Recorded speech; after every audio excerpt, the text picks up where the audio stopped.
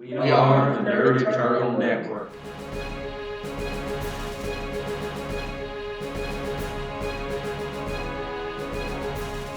Hello, welcome to Icons, the Wider World, here on the Nerd Eternal Network. I'll be your GM for the day, Jason, and with me will be Taylor playing J303, Howdy. Curtis playing Saint Moon El Bruja, Hello. and Curtis playing Everlast. This is Mike saying happy Sunday, everyone. Now, who remembers where we left off last time? Dudes with shotguns. Dudes with shotguns. And they came in with guns. Dangerous guns. Well, some of y'all aren't bulletproof. It might be dangerous. At least dangerous-ish. And you got bystanders in there, so. Yeah. But yes, you were all investigating disappearances in the magical community in Shreveport. I believe Saint Moon and Jay had been staking out the archive books and novelties. As the owner was known in the mystic community and, tended to brag about his ancestry.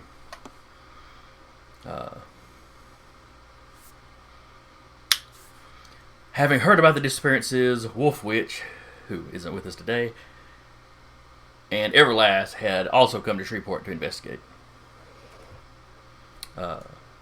As they were investigating the Pantheon, an organization you have run into before that attempts to steal not just mystical, more divine-oriented artifacts, people claiming divine heritage, that sort of thing.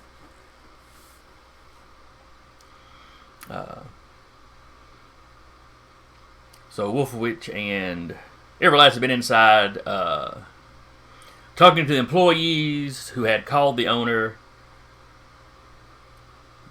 Jay and Saint Moon had gone in to speak with them, and while some conversation was kicking up, I believe it was 4 armed men. I don't think I actually wrote down how many it was. We'll say 4. Do not remember the number. Yeah. I didn't think that I gotta remember to jot more stuff down. Anyway. A crime of shotguns appeared. Yes. 4 men with shotguns bust in the front door. Does anyone remember if the owner had arrived yet? The owner was Clive Baker. I know. I want to say no. Pardon? I want to say that no, he hadn't. Okay. But You had you had talked to one of the employees, Kevin, who had called him and said he was on his way. But okay.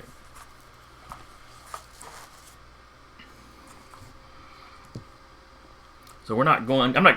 This should not be any kind of long encounter, so I'm not going to throw down a specific map for it. You're in a bookstore, so you've got bookshelves you can jump behind. Tables, chairs. You're going to throw something at somebody. Just assume that kind of stuff's around if you want to use some of it.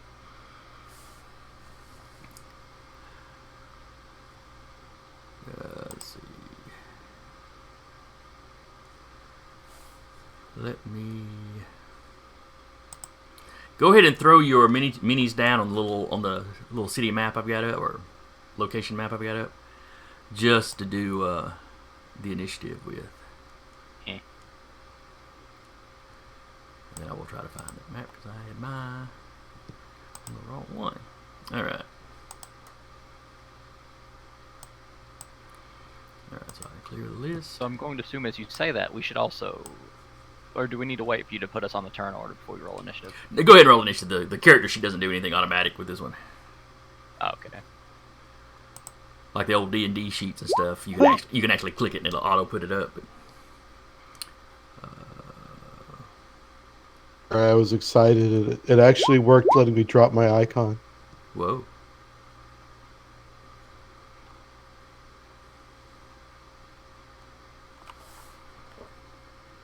Now I know I've got a mini for these guys. Where did it go?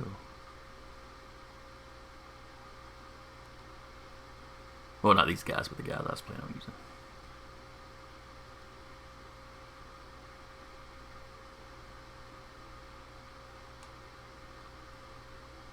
Yeah, we'll just drop him down. Alright, so you get a turn, and you get a turn, and you get a turn.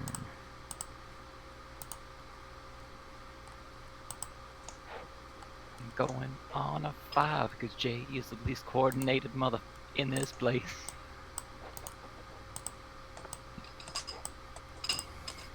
Alright, that should be everybody in the initiative order. I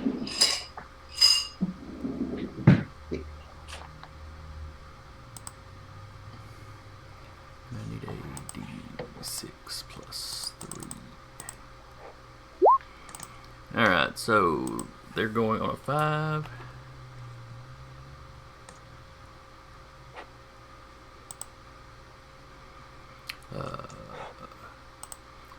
Everlast got a 10. And Saint Moon got a 6.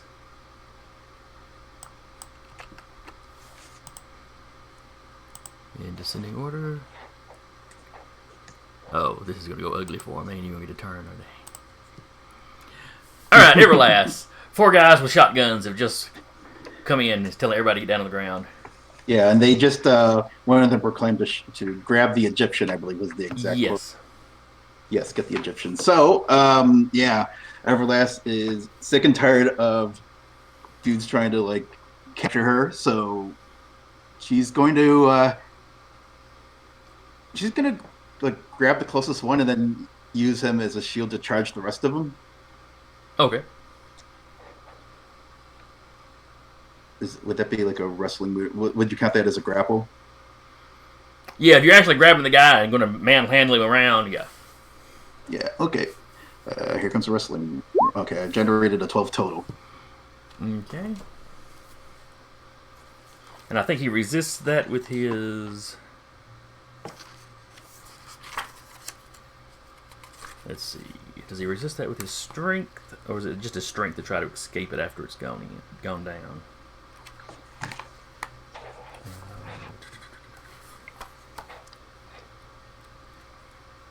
I think what it might be a prowess just to see if I connect, and then if I make the hold, then on his turn make a strength total to break out. That sounds right. All right. And his prowess is... Okay. Same as his initiative, so...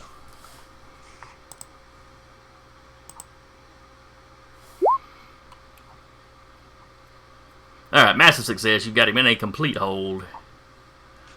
So he can't move or do anything except try to escape.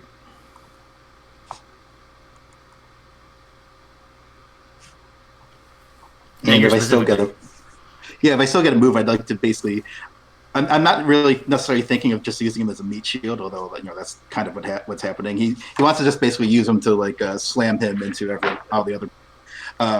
mostly I'm thinking, shotguns in an enclosed space are a very bad idea, so I'm hoping to take the fight outside. Yeah, even though there might be bystanders out there, I mean, at least there's more space to maneuver. We'll see if my tactic pays off in the end. Because as he ran in, you had seen Kevin dove behind the, or he was kind of standing behind the register. He dove down behind that. That's right. The other college student that was working there, I want to say she just kind of freaked out and was just kind of standing still, like, just froze. No, she's over to one side, so hopefully if they're shooting at you, it won't,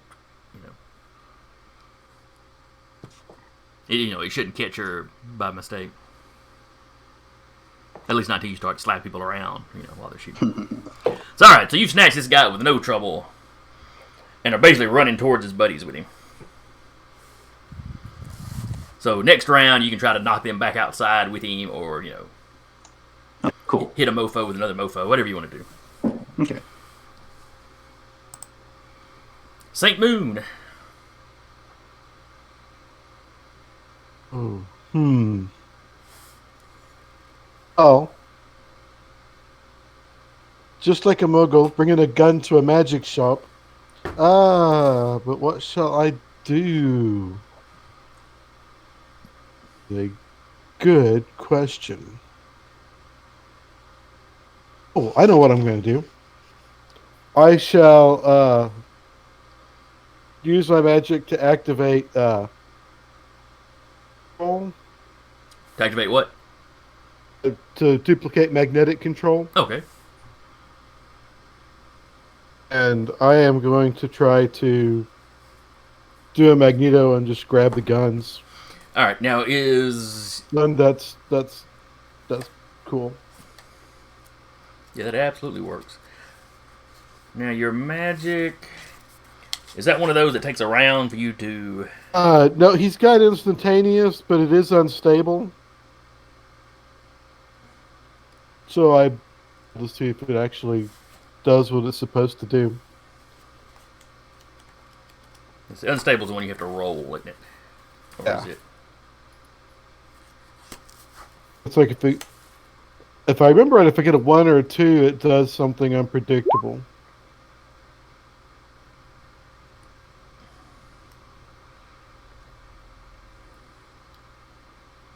Okay.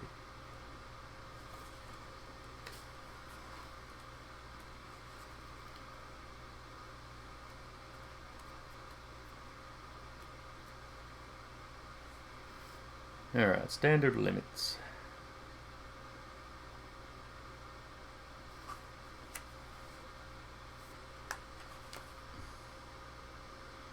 Unpredictable. Yes, when trying to use your power, roll a die. Okay, so you roll the one die. It was not a 1 or 2, so it works. Far so good. And it looks like all unpredictable does is either it works or it doesn't. Uncontrollable is where bad things happen based on the GM. Oh, unstable. Sorry. Oh. Could make it do something fun. You could have Adita step in. Okay. Unstable if you use your powers in a fight. It's still roll a die. It's still 1 or 2. And your power goes off at random rather than doing what you intended. Okay.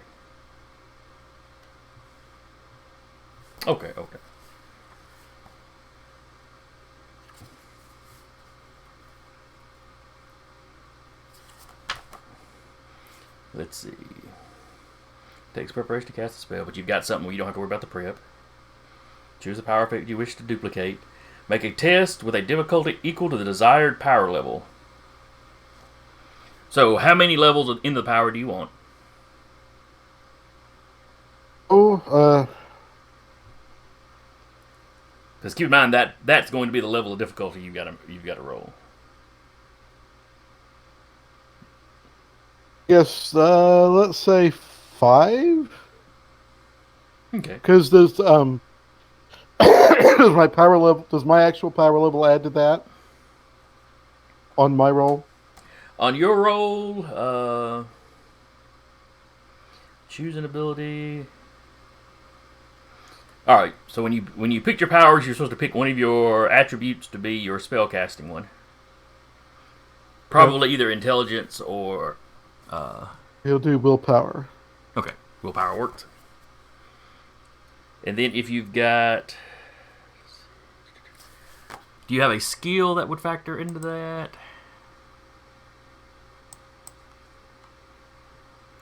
Occult, if that. Yeah, go ahead and add your occult to it. So your willpower plus your occult. 1d6 plus my willpower plus occult. And the number you want to hit is a 5 if 5's the rank you're going for.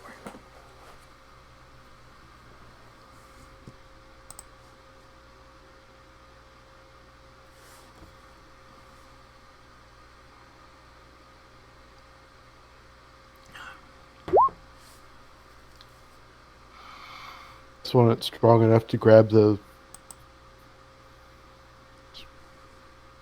All right, so you pull that off. They will roll their strength. What is a thug's strength? Okay.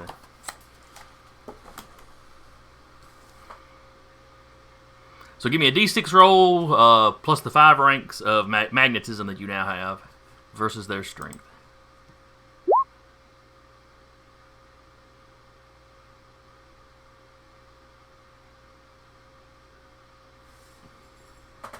So you need to beat a 6.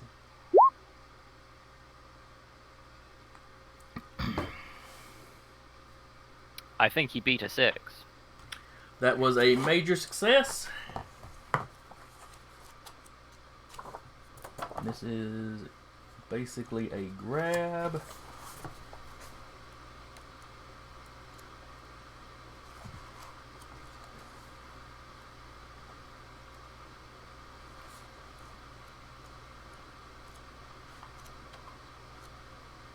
Yeah, I think with a major. So the guns go. If you throw them towards the ceiling, they just kind of all zip up to the ceiling and kind of hang there at the guy's reach. Works.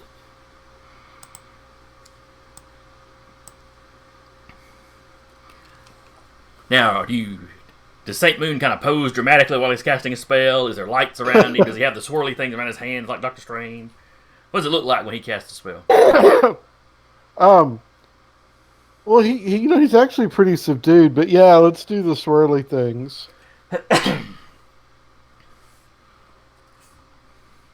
I kind of figure, sometimes if he's doing a ritual, he's singing or painting, or if he's being subtle, he might just wiggle his nose like on Bewitched.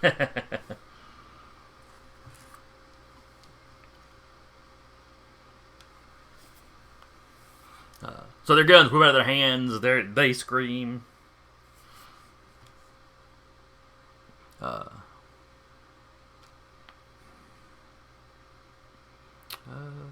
One of them actually goes. It's one of them from the exhibit.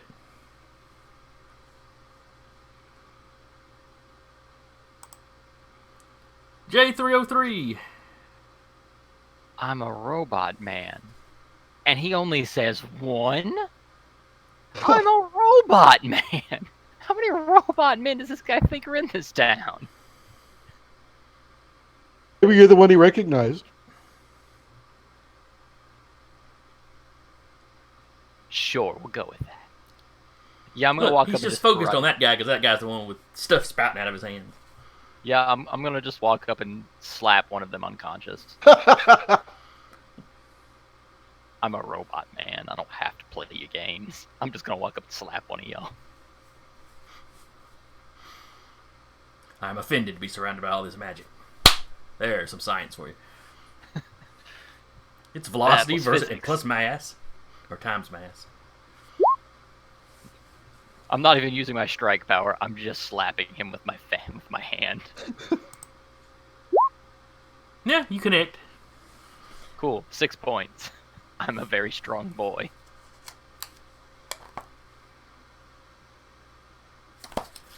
Thugs have 5 stamina. He goes down. I just slap him and it's like perfectly aimed like a boxer's fist. Connects the chin. But boom, he just drops. Catch him right across the chin. Did you catch the one that was talking? Yes. So he's pointing at Saint Moon. It's one of them from the exhibit. And you just walk up. 2 of us from the exhibit. Not only did you bring a gun to a magic shop essay, you offended the robot man. One of them goes, it's 2 of them from the... And then realizes you just said that and catches himself. But I respect that he understands. All right, Thug's turn. The one that Everlast has gotten is going to try and break out. So it's strength versus strength, I believe.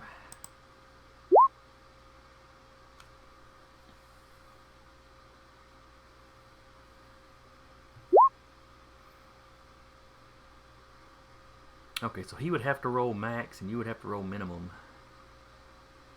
And that would still only get him to a partial hold. Wow. These guys were outclassed. So he's struggling, but you've still got a grip on him.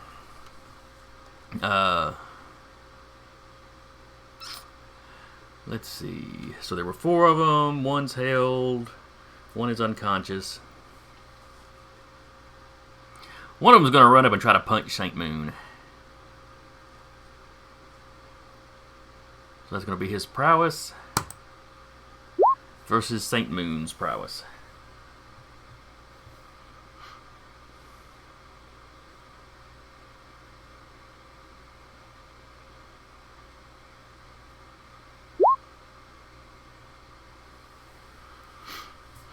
Okay, St. Moon dances out of the way while still using his magic.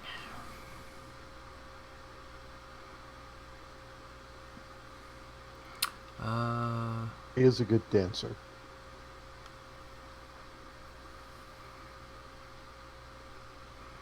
Oh, he doesn't know good dancing until he meets El Flamenco.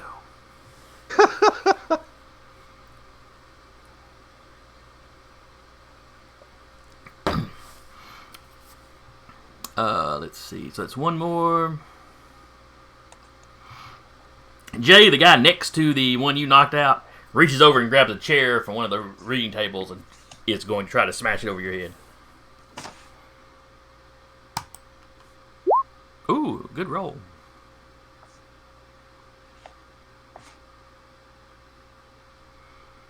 Wait, did I miss here? Who's he swinging at? J303. Okay. My bad, dog. And he misses, but only barely. Wait. I keep not using my powers. I'm betting super speed could have been used there. Oh well. Not unless it specifically says you can use it to dodge. Okay. Now there is in one of the books there are knacks. I think it's icons A to Z, and you could buy a knack that would let you use other things to dodge. Okay. I had a teleporter at one time that uses teleportation, so he could kind of night crawler around in a fight.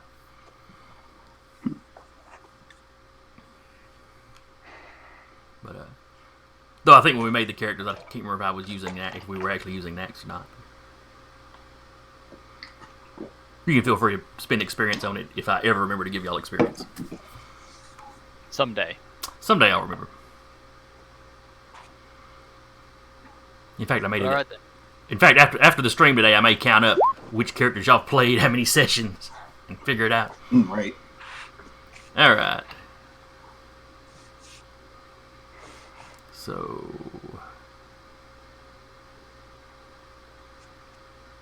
oh yeah. So he swings his chair at you. He goes, "There's 2 of them." Oh yeah, and then grabs the chair, swings and misses. That is, yeah, that's all of them. So we are back to Everlast. Yeah. So I'm assuming Wolf Witch is still present in some capacity, and she'll while she's throwing around her assailant, she'll yell to Wolf that our raid on that manufacturing plant must have really put a cramp in the Pantheon if they're just sending dudes with shotguns at us. And then she'll let's see. It sounds like they've made it into the bookstore, so I think she'll just kind of like still holding on to onto this gunman. Will try to slam him. Will kind of charge and try to slam him into. I don't know. I guess the one that tried to flip the table at whoever tried to attack St. Moon, I guess. Okay. Give me a prowess roll. All right. Oh, prowess or martial arts? Would you? It would be prowess plus your martial arts. Okay. I have a melee attack roll here, so there's Okay, yeah, that should all be factored in. 13. Now, that is a massive success. So how much damage do you do? How strong are you? 8. 8. All right, you knocked them both out. Oh, excellent. They've only got 5 stamina and they're not wearing any armor. They're dressed in plain clothes with, coats long enough to kind of hide the shotguns.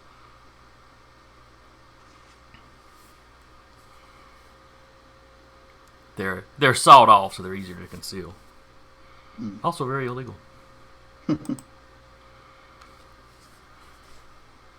Alright, St. Moon, there is 2 unconscious guys at your feet. Assuming Everlast lets go of the one she was holding. She will. I mean, you know, if you wanted to continue using them as a melee weapon, you could. So there's 2 unconscious at your feet. Jay has knocked one out. And then there's one holding a chair that's, you know, just missed swinging at Jay. And I'm not going to break my concentration and drop the guns or anything. I'm just going to look at the guy and say, Luchador, you're still here?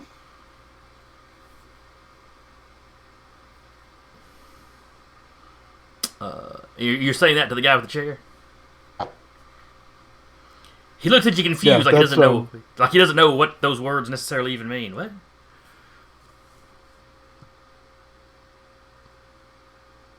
Should have beat him over the head with one of the shotguns, but off. Yeah, you can do that.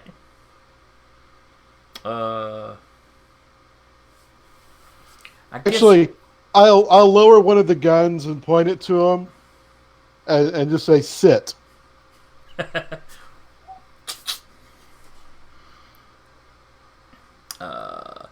He looks at you for a second. Give me a willpower roll for intimidation.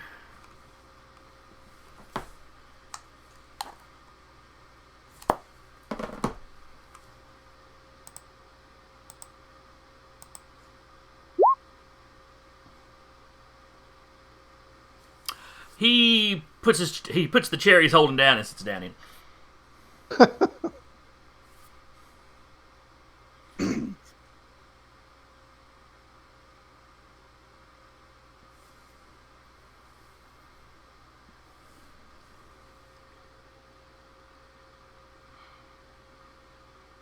Let's see.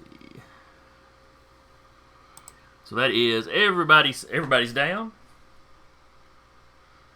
In fact, they're all unconscious, I think, except for the one dude.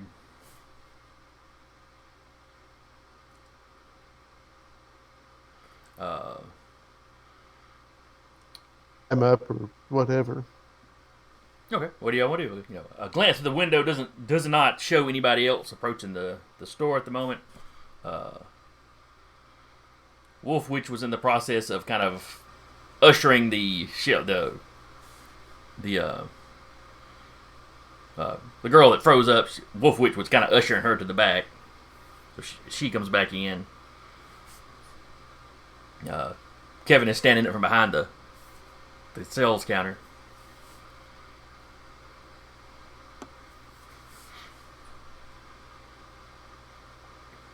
It's like, oh, I'm sorry. I didn't see that. Wait, the security footage. I gotta see how this went down.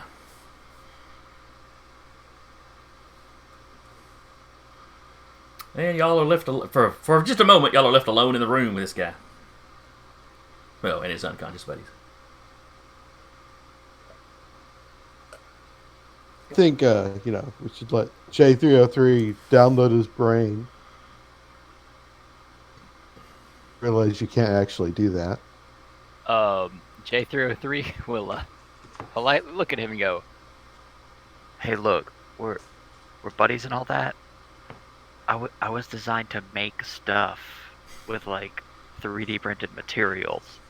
I'm not really like a brain downloader robot."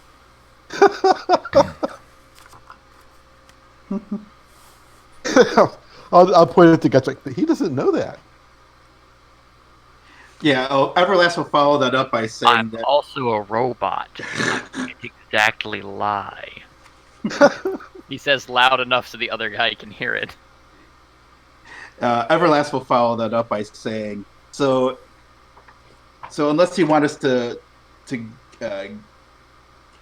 get your brains out the old-fashioned way, you're gonna tell us what you know about who hired you.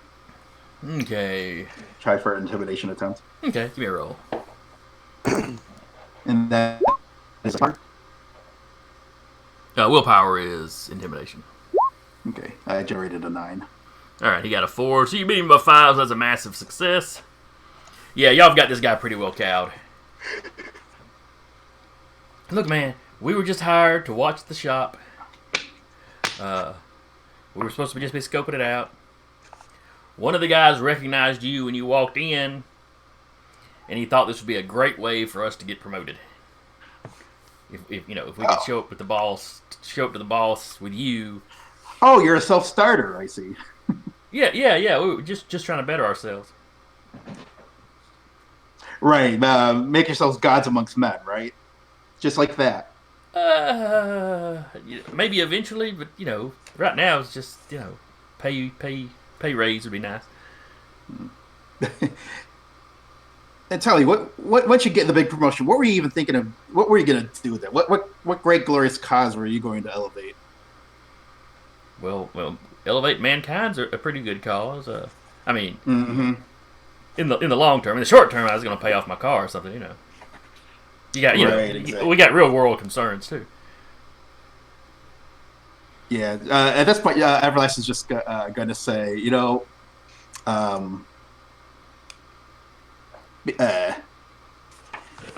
basically, being a champion isn't exactly supposed to be a loan repayment plan.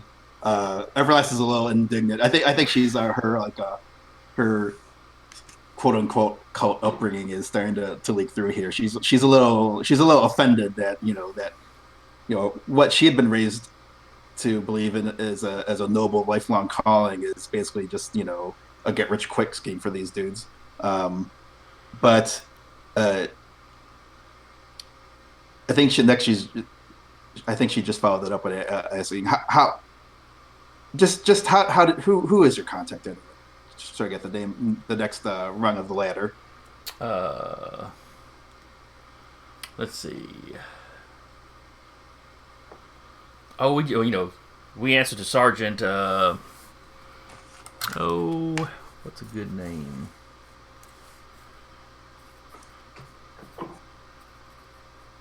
Sergeant Gertz.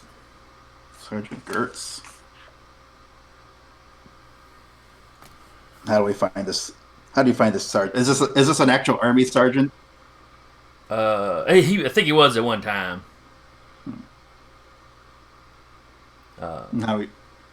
Where do we find this guy? Well, I don't know. I don't know his home address or anything, but I've got a we've all got numbers we can call. We're kind of a sale kind of thing. Right. So he's our he's the only one we can contact higher up the chain. Sure. Until we get ourselves higher up. This was kind of our probationary mission,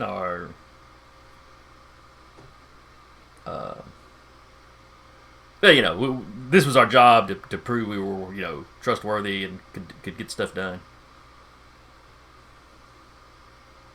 I'm probably fired now. Yeah. Consider this your failing grade. Yeah, well, at least I'm low enough in the chain they probably won't smoke me. J303 will kind of jolt for a moment. Excuse me, sir. Is there a way of contact, or a way to contact or deliver goods to you? Well, I've got my trailer. Do you own said trailer, or are you renting it? I own the trailer. I rent the land. What is this about? He looks confused by the line the questioning is taking. My owner, in appreciation for what you are doing, is willing to pay off your car and, buy said land for you once you are out of jail. They'll pay the car off immediately, as we do not want you to pick up a loan. And as appreciation, we'll buy the land for you, if that is to your liking. Oh, okay, yeah. Shoot, I'm probably fired from this job. Yeah, I'll tell you what you want to know. Thank you for assisting the good of mankind. As Or a the- player, I'm glad someone's The good looking of out justice. for some. As a player, I'm glad someone's looking out for some restorative justice here. I don't think that's Everlast at this moment. At this point, He's like, well, you know, I was working for the betterment of mankind anyway, but you know, it's nice to have those bills taken care of. I mean, what's the point of trying to better somebody if you know you run yourself down into the dirt doing it?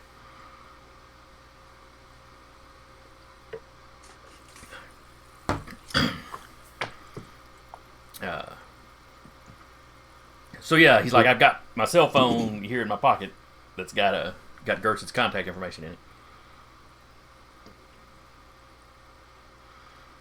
And other than that, he can tell you about, you know, he'll explain kind of how they recruited him.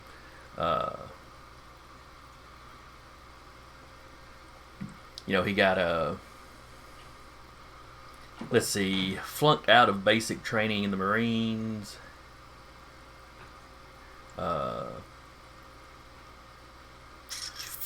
Trying to think of what he'd have done something wrong to get himself kicked out, but nothing too major. I don't want to be mean, so I won't give the suggestion. This poor guy. Well, yeah, he was just trying to kidnap somebody, so you know, I don't know how poor, you know, how. Anyway. You can get kicked out for bedwetting. And what was that guy's name? Sergeant Gertz.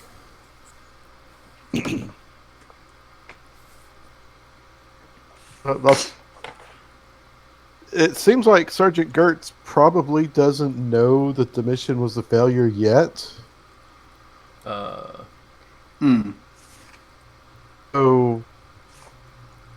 the only lead we've got to these people, other than Gertz's name, maybe we could have that guy call Gertz. Pick up of Verlass. oh, you mean make him think that the mission was a success? Yeah, To make catch him him off feel guard. it's a success. That's a good idea. We did actually introduce ourselves, right? Yeah, we did. Oh, to we each did other, introduce yes, ourselves. yes. Yeah. Okay. Now, hold on. He yelled outside.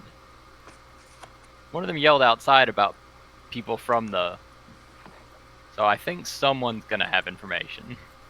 Well, you know, they basically they basically flung the door open and came charging in while they were shouting. So somebody outside might have heard him say, grab the Egyptian, but... Okay, I'm sorry. With the whole shouting of, it's one from the museum, I thought there were people outside as well. Like a getaway car or something. No. That was just one of the guys coming in that recognized, you know, once St. Moon started doing stuff, recognized him. Oh, okay.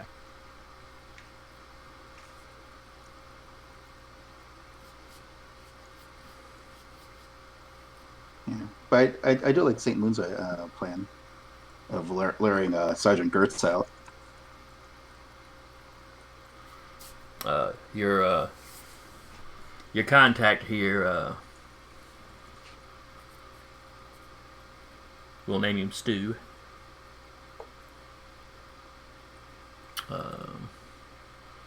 Let's see.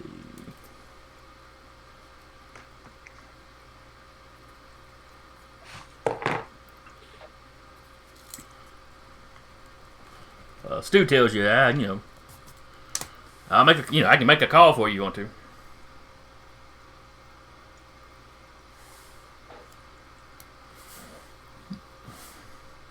I mean, the Sarge is a little rougher than we are. No hidden codes. We could trust you not to give any last minute warnings or hidden codes or anything like that. Let's see. He's not hesitating. I'm thinking of what he'd say. Mm. Yeah, man. As long as you know, as long as the robot over here, you know, comes through on his end of the deal or his owner's deal, yeah, we're good. Because I realize I'm going to do some time. Well, I guess it'd be attempted robbery or attempted kidnapping. Yeah, he didn't successfully do anything. None of them actually got a chance to pull a trigger, so.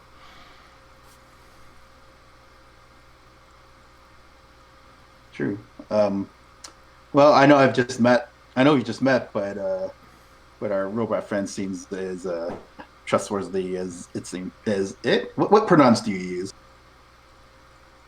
J303. Um, they? They. Yeah. Well, they seem as trustworthy as they seem to make Navinus. So, I I think I think you're in good hands, Stu. All right. What do you know? All right. So, what do you want Stu to tell Gertz when he calls him?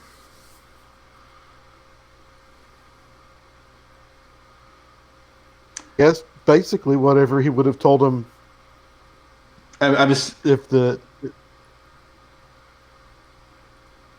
I'm guessing that that Stu would have passed me off somewhere.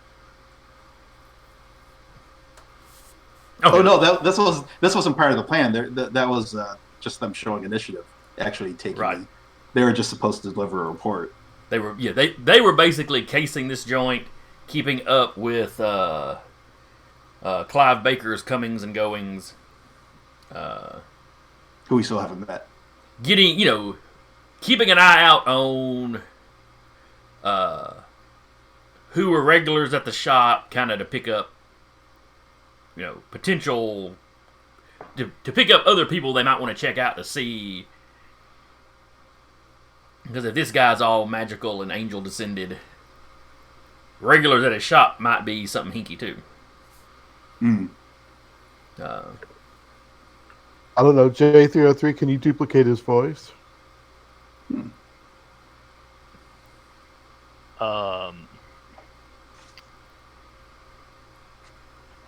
He jolts slightly, looks. No, I cannot perform that action, as that would be illegal. And then jolts back down. I hate when he does that. Oh. But no, I would not be able to do that, sir. Look, guys, you can trust me. Just tell me what you want me to say, and that is what I will say. I mean, I'm guessing he seems intimidated enough where he probably wouldn't even dare to cross us. Yeah, he seems to be pretty cowed. I mean, yeah. Well, let's see. We could either do something where maybe he could say that he saw some strange-looking people, which would be the truth so far, and give a location, and we'll just be there waiting for him. That's one possibility. I just let him know that they had the opportunity to nab Everlast, and they took it, and what do they do now? Oh yeah, that's true. We could just let him say that his initiative succeeded. That would also show that might also reveal something of Sergeant Kurtz. What would he do with this unexpected opportunity? Yeah, sounds like a good plan. all right. Let's see.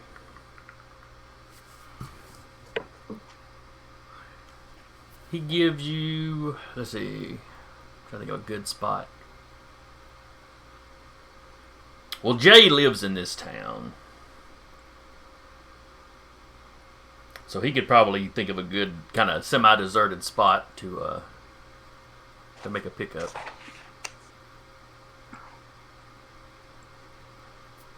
It's okay. So you get Stu on the phone. He makes the call to the sergeant.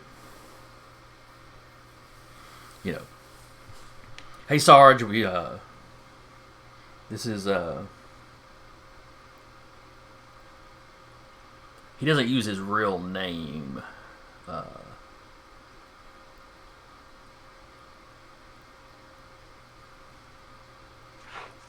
He refers to himself as a pledge. This is pledge 432 or whatever. We're outside the shop, and one of the primary targets came by. The Egyptian chick. Yeah, I think that's what she's calling herself. Well, we thought it was an opportunity we couldn't pass up, so me and the guys kind of got the drop on her.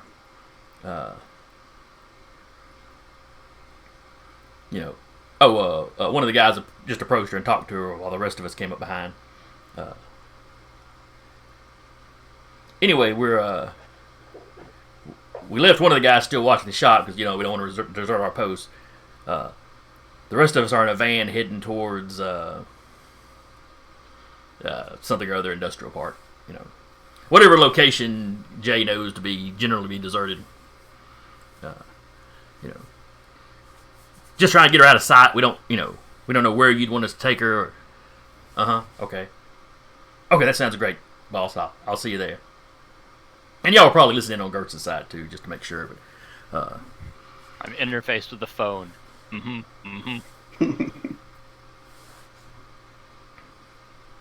So Gertz sounded impressed, and told her he'd be coming by in the van. The way he says it, it's like the van, capital V, so you don't know exactly what that entails. But.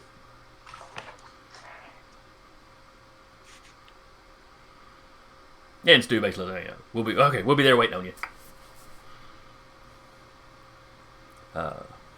About this time, Clive Barker comes walking into his shop and he sees unconscious people and shotguns floating in the air.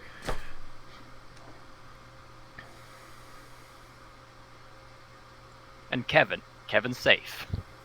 Yeah, Kevin has come back in to the front area by this point. Is it Clive Barker or Clive Baker? Clive Baker. Oh, okay. Clive Barker is somebody completely different. Right.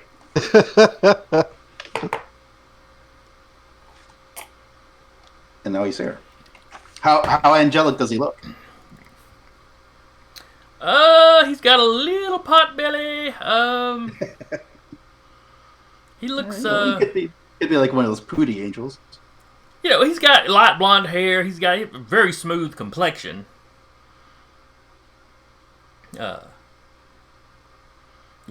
In high school, the girls were probably after him. He's let himself go a little bit. Okay. Happens to the best of angels. Well, his thing was, it was like a grandfather or a great-grandfather. It was something way down the line. That's right. If I recall right, Wolfowitz was very skeptical of his claim. At this point, I'm just 1/18th angel. Basically everyone. I'm 1/37th. Yeah, you gotta be careful about those claims. They can get you in trouble. That's an odd number. Is that even possible? Yeah, right. Hey.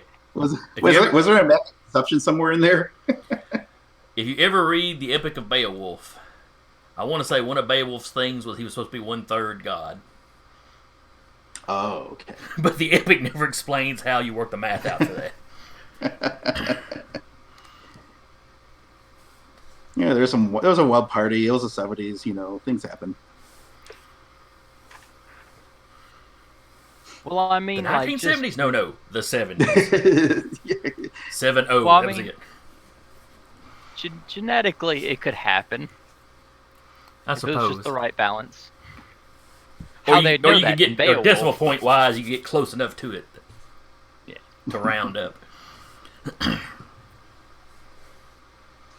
How bad of a state is the store in? Not too bad actually, because nobody pulled a trigger. Nobody like a used flip table, any wasn't there? destructive. Some of the tables might have gotten knocked around as you were charging forward with the guy or something. But Okay. But it was mostly grappling and slapping. yeah. So, Right. maybe a 15-minute pickup period. So when he walks in, and what's going on here? Saint Moon, he recognizes you on site, and you've probably been in the shop in the time you've been. Right. Wolfowitz, he also recognizes. Well, that's helpful at least. So he looks at Saint Moon. Who am I addressing at the moment? It's Jay. Okay. And I'll look over at 3.0 and say 1.0. 303 turn around. Oh, sorry, you were talking about yourself, and then turns back around. know. he recognizes the robot too. People in town know Jay when they see him because Local celebrity. kind of. Not that he necessarily does a whole lot publicly, but it's hey, we got a robot in town. And he's cleaning our high school. No, that was the alien. Whoa, that's the alien. Sorry. Oh, my apologies. Yeah, that was Zach's character. I almost made the exact same mistake. The robot just runs around taking tourist pictures. The robot designs toilets. The alien cleans them.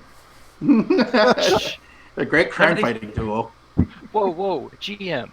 Nobody knows that yet, J303 says quietly. Nobody knows I make toilets. Shut up, I'm not a loser. Oh, It was just built by losers. I was built by two very intelligent idiots. it's honest living. There's nothing to be ashamed of. I can 3D print other things. Like cheap Bidets. swords. No, I make swords. That's why I have a slashing power. That's why I have a point in blades. So anyway, You can slap a thug. Mm-hmm. Clive has walked in. He's seen two of the magic community's heavy hitters are standing in his shop with a bunch of unconscious dudes, and a very concerned man sitting in a chair in front of him. I'll extend my hand and say, you can call me Everlast. Can I be in costume at this point? Oh yeah, you'd have had time to change into costume. Great. Oh, he goes. I think I've seen you briefly on the news. I don't remember if they had said your name, During the invasion, perhaps. but possibly. But there was also this thing with an office building. Those are that leads into the reason we're here. Oh, is this about the disappearances? That's right. We know who's behind them. Oh, that's great. We have conclusively decided that those have we conclusively decided that those disappearances are related to the Pantheon's kidnappings? Do we actually know that, or we're just here to investigate whether we might actually? I can't remember if we definitely know that. I think that's Wolf Witch and Everlast were suspicious of that. And when you started talking about the Pantheon's motives to this guy, to Stu here, he was just kind of like, oh yeah, and this, that, and the other, and Okay, so that's what confirmed it. That's right. You have pretty well confirmed that these thugs are really, really low-ranking recruits for the Pantheon. Awesome. So yeah, do you know are you familiar with the Pantheon? Do you know what these people? We've heard rumors of a group using that name. Well, they're on a mission to elevate themselves to godhood, mostly by leeching power off those who've been divinely endowed. Oh, like myself. No, and there's no good way to say that without sounding conceited, but she probably would not be socially aware enough to realize that, having lived a relatively pretty sheltered life overall. I'm trying to get more into the mindset of what someone who grew up in a cult, and I always hesitate every time I use that word, but what there's a lot of negative connotations to it. Yeah, exactly. A They lived in a small religious organization where you were the chosen one. Yeah, I'm sure there's got to be like a clinical term for that. But to be fair, I would not call that specifically a cult, just because they weren't have recruited. magical powers. It's a thing. It's really more of a mystical order. I'd really rather go with like an order or a brother, not quite a brotherhood, but like clandestine order. Let's go with secret order for now. That'd be in the mystical community. People would pretty well accept that. Your average Joe in the street hears that, they're going to think cult. Sure. Was there Kool-Aid involved? Right, exactly. But see, well, I don't know. I feel like when you have evidence, when you have this is the person where expecting things up, and they can lift a bus. It's like, all right, you're a little less crazy than, A little less crazy, though you are in a world where there's not that they're common, but it's not unusual for people to lift buses. Yeah. You know, world with In super fact- people, maybe it's just a cult around a super person. Yeah, and- I mean, yeah. Yeah, in fact, the Paragons of Order are basically a direct reaction to the emergence of superhumans. They're like, oh, we should start making our own champions if people are going to be getting powers from like radioactive spiders and whatnot. That's the thing. But anyway, yeah. So anyway, Everlast will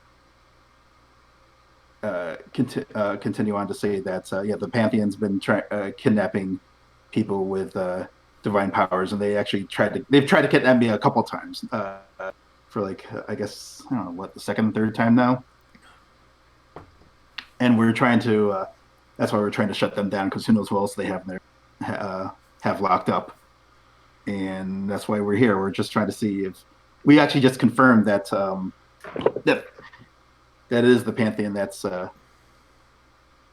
operating here. That's who our friend here has been working for. This is Stu, by the way. Oh. Assuming we're just actually letting him stand around and be privy to this conversation, or if we've got. He's sitting in his chair, so if y'all were, he was sitting in his chair fairly close to the door, and Clive walked in. So. Okay, yeah, I guess he's there. That's Stu, by the way. One of the people attempting to kidnap. Is he one of the kidnappers? Clive kind of cracks his knuckles. Yeah, these are the other three. J3 go, but wait, sir. He had a change of heart via monetary means. He is cooperating currently. Yeah. Oh, okay. Well, if y'all are getting information out of him, then.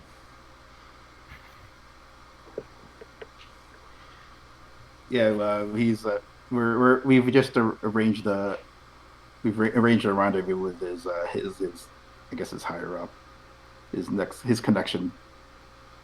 Not here, I hope. Yeah.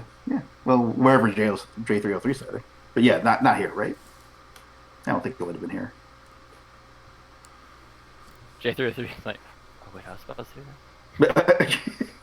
You're the local. Well, actually, still St. Moon. Our GM just said J. I forgot which J it was. That's right. We've got a couple J's. Do I need to change my name? No, this is hilarious. I love it. You notice when I call on him, I always use St. Moon. I'd have to change my name. He's the one who sucks. But no, y'all got basically a parking lot behind an unused facility, in one of the industrial parks is kind of where. Of course. Where you directed them. Something without a lot of bystanders around. Excuse me. Without a lot of bystanders around.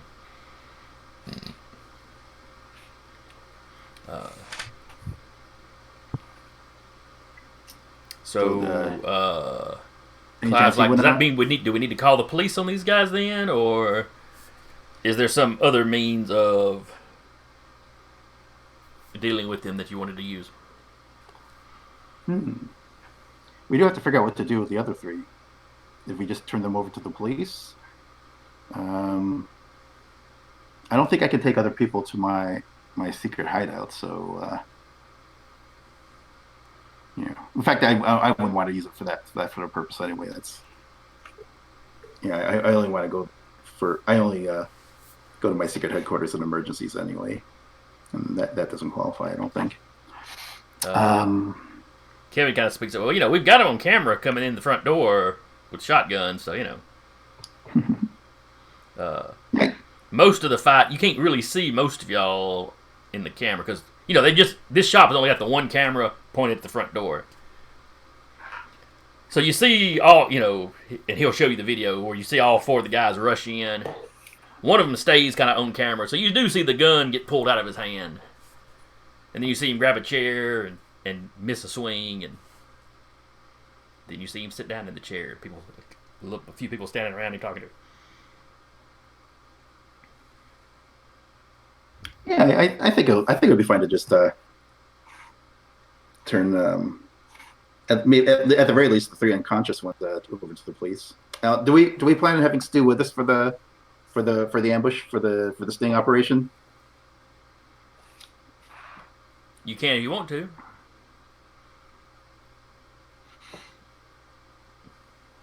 Or do we worry that he might get caught in the crossfire. I mean, let's see.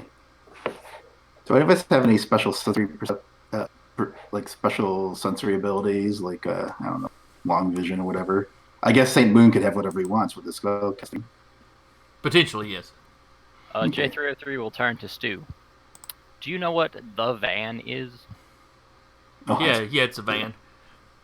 It's got like weird tech stuff in it to keep people, sedated or power suppressed, or. Does it power neutralization. Color and any identifying objects on the outside of it? On the outside, it looks like a white panel van. So like, I've seen it at different times. I've seen it with different kind of signs on the side. Where they can make it look like a plumber van or whatever. But doors on the back only, that kind of van. It's not like a middle door open sliding. Yeah. It's just the doors on the back. Okay. I mean, driver's side, passenger side doors in the cab, but yeah. So we basically drive your vehicle there, and then when that shows up, if we have some form of quick teleportation or transport, I should be able to just lift the van and us deal with the problems as they come out.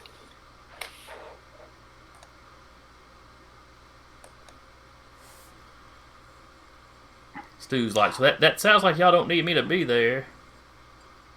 The van, it's a power nullification technology. Is this something where, is it like a beam projector, or does someone actually have to be incapacitated for the nullification tech to be used on them? Oh, I've got no idea how all that works. I've only heard about the van. Well, I have seen the van, but never seen it kind of in use.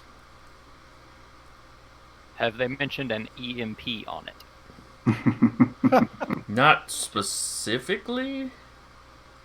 I mean, we're not really going after, machine people, so. I mean, robots, powered, suited guys, that's not really our target. Although a divinely powered robot is an intriguing. J303 has a moment of quiet consolidation in his mind. I'm fighting people who don't want me dead. Why am I? Why are you fighting? He just shuts himself up.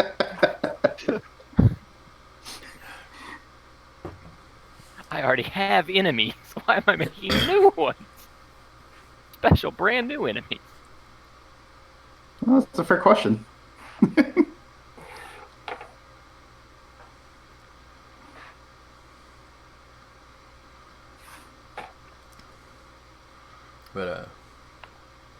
But you got to decide fairly quick, because Gertz will probably already be on his way to the rendezvous. All right, so should we alert the police to all four of them? Do we want to just dispense with send him into custody of the authorities? Stu's already agreed that he's probably going to go to jail, because I mentioned, paying off his car and then buying the land for him when he gets out of jail, and he was chill with it. Right. Yeah, let's just send him off to the police. I would happily put in a good enough word for him of like, hey, look, he was doing bad shit for money, but that's the limit. He's not crazy. Right, yeah, he's not. He did a bad thing. He deserves some jail time, but he's not insane about it. Right. And he's helping catch the bigger fish, so.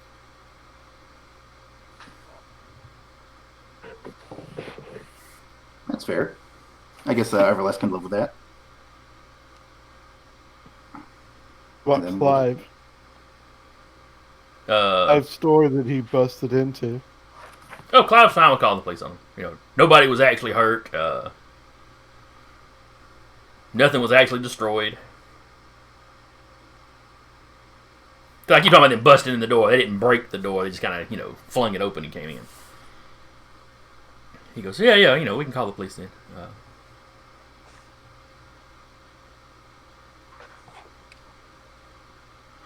So, I mean, even in open carry, you come in a building with 4 of you, shotguns out. Sawed-off It's, shotguns, even Well, open carry, shotguns. sawed-off shotguns are illegal. Oh, okay, never mind then. It's very clear they were doing some bad boy things. I They're mean, in if they trouble. just had flamethrowers, those are legal in most states.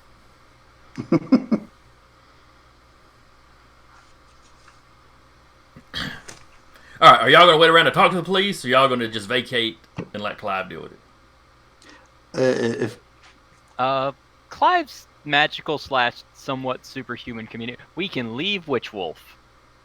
Yeah, very. We can clever. leave our comatose player. I mean, we've got another spellcaster. All right, Witch Wolf will stay behind both to guard Clive because there may be more people involved. Make sure these guys don't wake up. And she is, while she's not super well known, she is known to some degree as a superhero. So when they see the video of guns levitating, well, she took care of it. No, or Clive could even lie and just be like the divine protection of his shop if he felt like it, but he probably shouldn't. How did you take these guys out? Magic. How'd you take him out? 1/18th angel, baby. My domain is mine.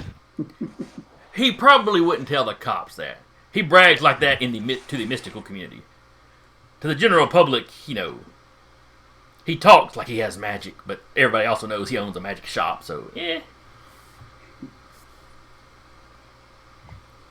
But anyway, Also, Wolfwitch kind of shoos you out. She'll handle stuff here. And Anita's like screaming in Jay's brain. Everybody knows that real magicians don't own magic shops.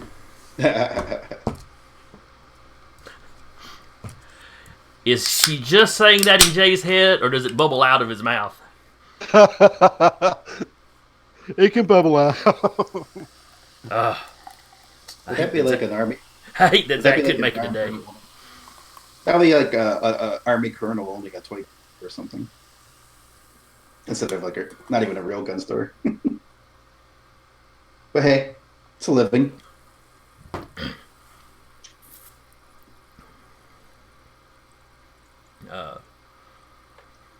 And before you leave, I assume you get Stu tells you which one of the guys has the key to the vehicle they've been driving around in.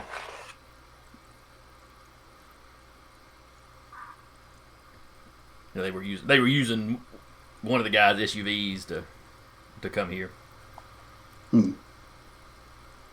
Yes, it's Sarge supplied them with some fake plates to put on it, so they couldn't be traced back to them. Are we supposed to? Do we want to use that vehicle, or do we just want to turn around? Did expect to see that vehicle, so Okay. let's take it. I don't have my driver's license. In fact, I'm pretty sure I don't have an ID. Are you even a citizen of this country? Well, I was born here. I don't have any proof of that, but J33 gently puts his hand. Don't worry, I was born here too. So you're an undocumented native. yeah. What? We have another one of those. Go Muckboot. Yeah. I don't know. Actually, though, was he born here, or did he immigrate? Ooh. He very likely wasn't born here. Now, it would have been legal at the time that he did it. That's Right. That's a good point. fair. Muckboot. Let's call legal Eagle. She'll tell us. Muckboot doesn't speak to him. But that's a question for a later time. Back to here. All right, so y'all load up in an SUV. I'm going to assume at least one of you can drive. Again, he's actually got the skill. Oh, okay. Ah. I can run at car speed, and I can hold a car. For game mechanic purposes, you can safely assume that, truthfully, you can assume that anybody can drive kind of normal. I have the brains of 2 people that could drive. And then you would have your coordination if you had to make a roll. The driving skill would just add to that coordination roll. So. So if you're super coordinated, you pick up on driving pretty quick.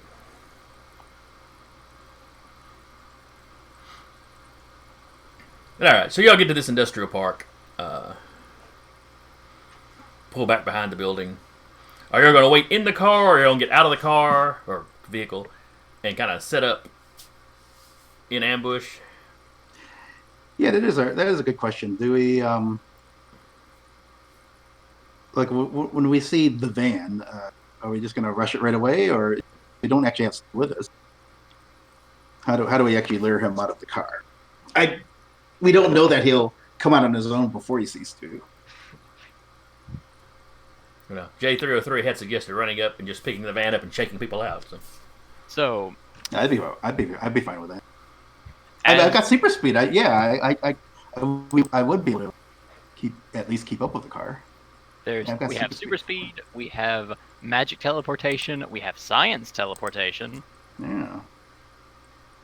Yeah, I guess as soon as we see the van, let's just rush it. Okay, now Jay's got a strength of 6. That's peak human. I don't think you're gonna pick up a van with that. Oh shoot! I was thinking 6 was way stronger than that. No. Uh-oh. That is movie Captain America strong. Yeah, maybe a motorcycle. So yeah, motorcycle you can pick up. A car you might be able to flip over. Are you sure you couldn't pick up a fast helicopter with it? Ooh. Let's not go there. All right. Then I'll have to prefab a gadget then.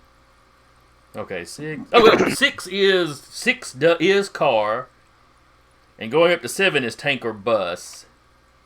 So a worker's van. Okay, you probably could pick it up then. Looking at the benchmarks, It would probably be pickup, but like Not throw around. you could put like a held action on me or something where like I really can't do anything else till I put it down. yeah, I would say you probably wouldn't be able to really carry it around per se, but you could probably get it up off the ground. You know, it's not going to be a casual thing where you pick it up and do it like a salt shaker to make them fall out, but pick it up where they can't drive off, absolutely. Or at least flip it over. Yeah, flip it over. You can Let's definitely face it, do. I just flip it on the side. It's as good as picked up. J303, now initiates the idea of just flipping it over so I can keep, my hands free to fight. Because he just did the math in his head and went, I don't think I can actually do this. But I've really been talking myself up.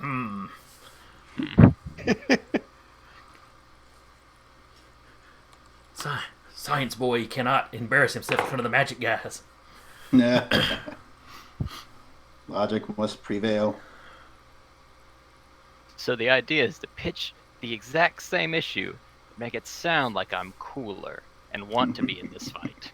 This is a little bit of a tangent, but there is a game called Demigods, which is powered by the apocalypse, where you play, modern day children of the gods. Well, you've got a lot of your classic pantheons, and you're talking about logic must prevail. You also have a science pantheon. And all of those gods resent the fact that they exist. They can't deny they exist because they can observe themselves, but they're really not happy about the fact that they exist. I saw that the Scion game just introduced United States-based mythology gods, not based on like the founders or anything, but like Uncle Tom Sam. Sawyer. exactly that sort of stuff. Yeah, exactly. The old first edition book of it that I've got in the back, there's somewhere in the back in the GM section, they suggest you could do things like that and throw out a few examples, but they didn't have them like statted up or anything. Well, now they do, or someone does. Well, yeah, I think you've got a second edition of it floating around now that Onyx Press does. That was one I bought. It looked neat, but I never did play it except maybe a one shot at a con. Mm-hmm. A buddy of mine did it was set in World War II, and all the Scions we were playing were basically call-outs to the invaders from Marvel. No. So you had a son of Ares that ran around with a shield. You had a son of Neptune that was, particularly strong. I forget what all the rest of them were. Nice. All right. Back to the Sting. Yes. Tangent over. Back to the game. So anyway, you can set it where you want to. The building you're next to's got a flat roof, so somebody could get up there if they wanted to, and probably stay out of sight. If somebody wanted to stay in the van or in the SUV, they could. I guess if we're luring, basically using me as bait, I guess I should stay in the SUV.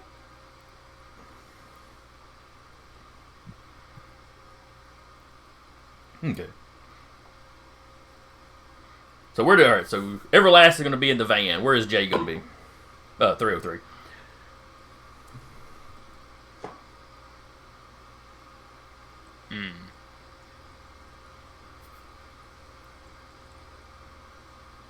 I'm assuming it's like a parking lot we're in.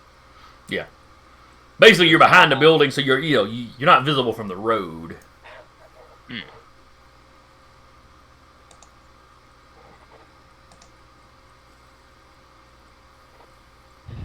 I'm trying to think of somewhere that would be good to be. Try to find somewhere where it's a short sprint to the, something that looks like an inhuman sprint, so they wouldn't be quite suspecting someone to be there. Okay. 'Cause I've got super speed, so a sprint would be more doable. Just the roof. There's the roof. This facility, the back side of this facility is up against the river. I think is it the Red River that goes by Shreveport? Whatever the main river is in Shreveport. I looked it up, last session. I don't remember. So you got like a little bank that you can say duck down behind and kind of sprint, jump up and sprint out from there. All right then. And where is Saint Moon going to be? He's happy to pretend to be the driver. Okay, so he'll be sitting in there with everybody. Nice. Are you going to disguise yourself in any way? Yeah, slap on some white face. I was thinking a magic spell, but Oh yeah, you're magic. We don't have to paint. Put on a mega hat. Just let it pull down low so you can't recognize you. Make humanity great again. mortals are gods again. Jesus. Oh Lord. That'd be MMGA then. God. Just roll off the tongue. I'm assuming the thugs that came in, they weren't, wearing uniforms or anything. That No, they were just average clothes. Yeah. There's no. At least one of them was probably wearing some kind of ball cap. He'll just put on a ball cap. I think it would be funny if you put on a mega hat, but.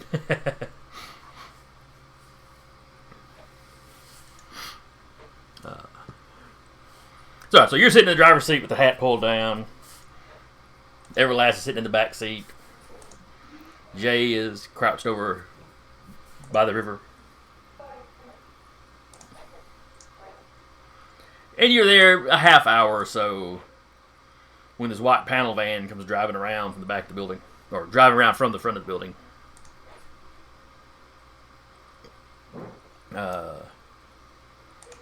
From where St. Moon is, you can see there is a driver and somebody in the passenger seat. They are dressed. It kind of it's probably button-up shirt. It looks like they're in like maybe a plumber's or electrician's uniform kind of thing. It's like a button-up shirt, and you think there's a patch. Probably with a company name or something on one shoulder. And the panel van has got some kind of looks like a plumbing company's name on the side. Yes, we'll flash the headlights out to them.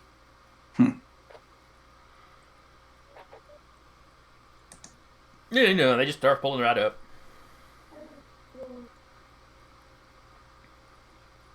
Do they cut the engine? They do not. Anyway, you see the driver say something to the passenger. The passenger climbs out and starts walking up to the van. Roll down the window. You here for the pickup? Yeah, are you Stu?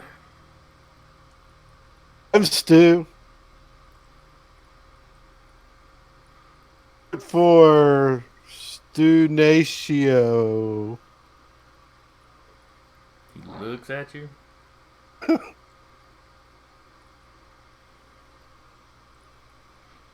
He pulls out his radio. Hey, he just kind of goes, "Hey, man, what does Stu look like?"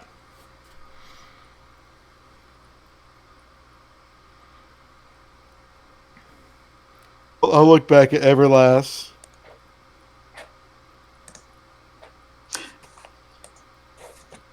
I'll assume that the gig is up and just let's just run out and try to grab the van. And seeing that moment, J303 will begin sprinting towards the van and interface with the radio of the running car, pull in front of the van. Because if you shoot in front of it and we hit it from the back, it actually can't leave. And we don't give a about either of these cars making it through. Right. All right, so St. Moon, over the radio, you hear Jay's voice. Pull the SUV in front of the van. I'll do it. As you do that, the guy that was like, "What does Stu look like?" He jumps back from the van as it takes off. He starts looking around. He sees the robot running out from the river. And Everlast comes busting out of her side. As I'm driving to block off the van, it's like, it's because I'm Mexican, isn't it?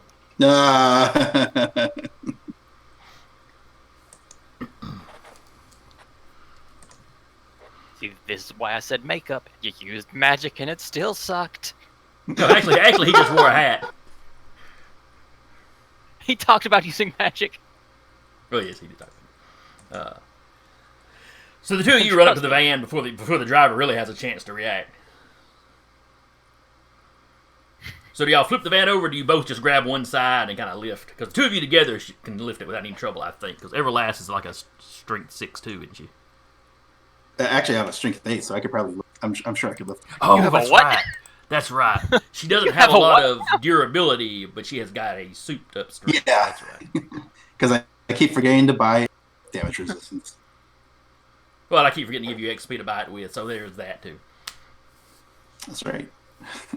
All right, so you lift the car. Yeah. Cool. I grab and snap one of the axles. We can let it go now. It's not going anywhere. Sure.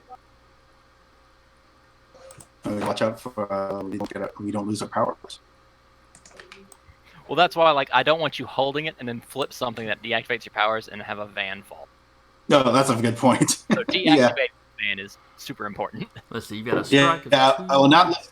Yeah, I won't lift the vehicle over my head at any point. All right. So you lift, so you kind of lift the back end of the van up. Jay runs up, takes out one of the axles. Snap. Record the current plate number and all that jazz. The guy that had gotten out and walked up to the SUV, he just takes off running. Oh, well, He just nopes out. Let's see, the driver. Let's see, would a work van be front wheel or rear wheel driven? Not there.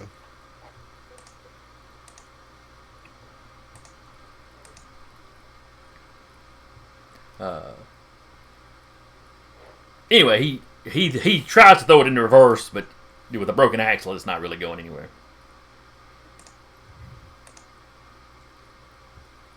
You see him. Let's see, Saint Moon. You're at the front of the van. You see him getting out, and as he gets out, he reaches behind the seat and comes out with some kind of assault rifle.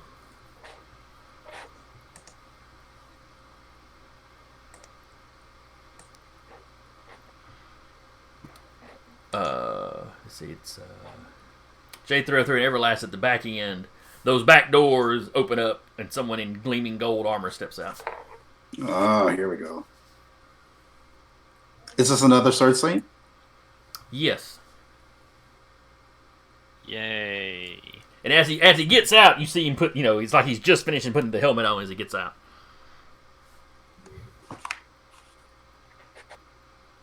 You really shouldn't wear those things. They're bad for your health.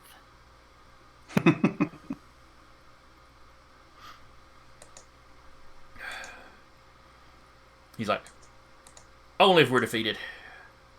And we'll be risen again once humanity is ascended. That's not how that works, right? Like, I need you to know that. You're a robot. What do you know about souls?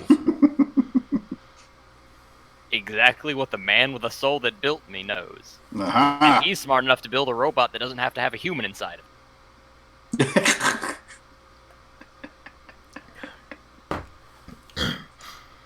His only response to that is he pops his blades. Loser, I do too. They might have shitty 3D printed plastics. That's why your strike is only a 2.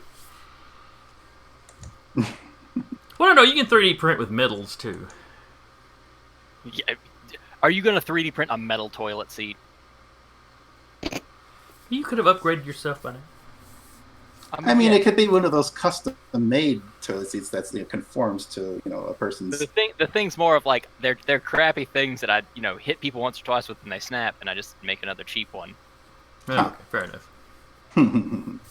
Because I have heard of people with gold toilet seats, so Yeah, they exist.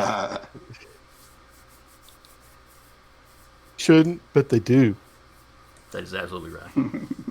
Well, I mean, there are stainless steel toilet seats too. It's just they're rare. But who would want one? Ew. People who just want to wipe and go. I was thinking probably the They want military. a breakable toilet seat that they just can wipe off. Oh, I guess for cleaning purposes. Well, I don't know. Plastic works pretty well for that too. We're really getting off on some weird tangents. All right. I'm a toilet seat building robot. All right, we're gonna talk about it. It's going to come up. Alright, let me grab the stats for... Okay, Can we talk about the toilet seats?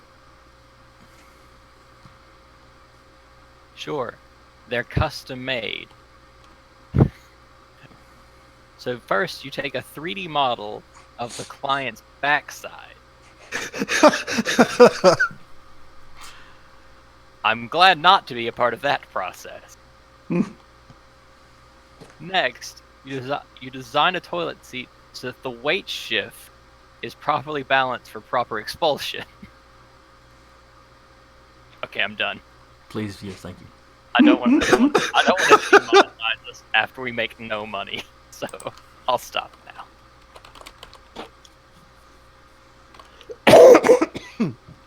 Okay, now where did I put it? I seem to have misplaced the stats for the Sword Saint. Or was I using somebody? Maybe I was using somebody's stats out of the book. Maybe that's it. Well, the only thing I can help you with is I have a picture of a Sword Saint and it says Intruder. You shared the picture with us once, so it's still on my list of things. Could have sworn I had, because I could have sworn that's because the Sword Saint's names come up on Roll20 when I select it, which means I have a character sheet for him somewhere, but why am I not finding it?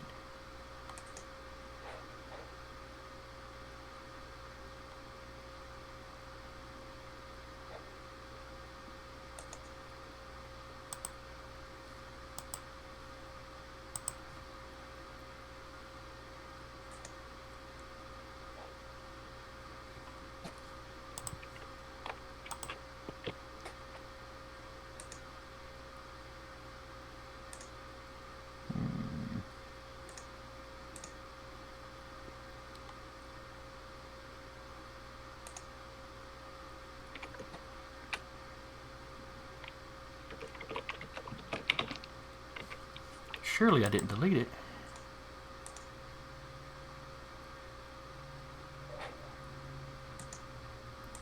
J303 looks at the camera as if though in the office.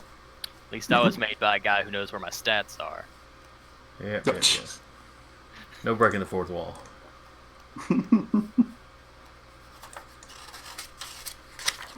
Oh well.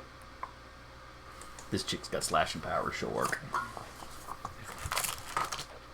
This fight has probably just gotten harder.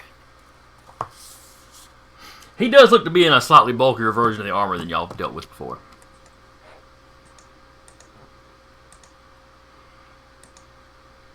Alright, so everybody give me an initiative. Oh, wait, let me empty the current initiative.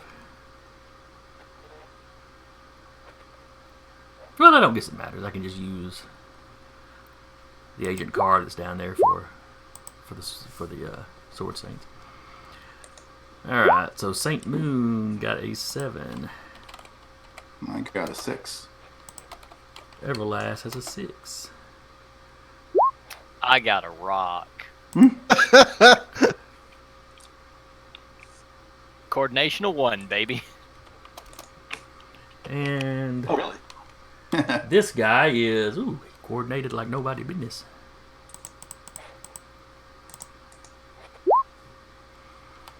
He got an 8. So this time my bad guy goes first, so he'll surely get one round. Mm-hmm. Oh, also need to roll for the mook with a gun. Alright, he got a 6. So I'll just try to remember that he goes right before Jay goes.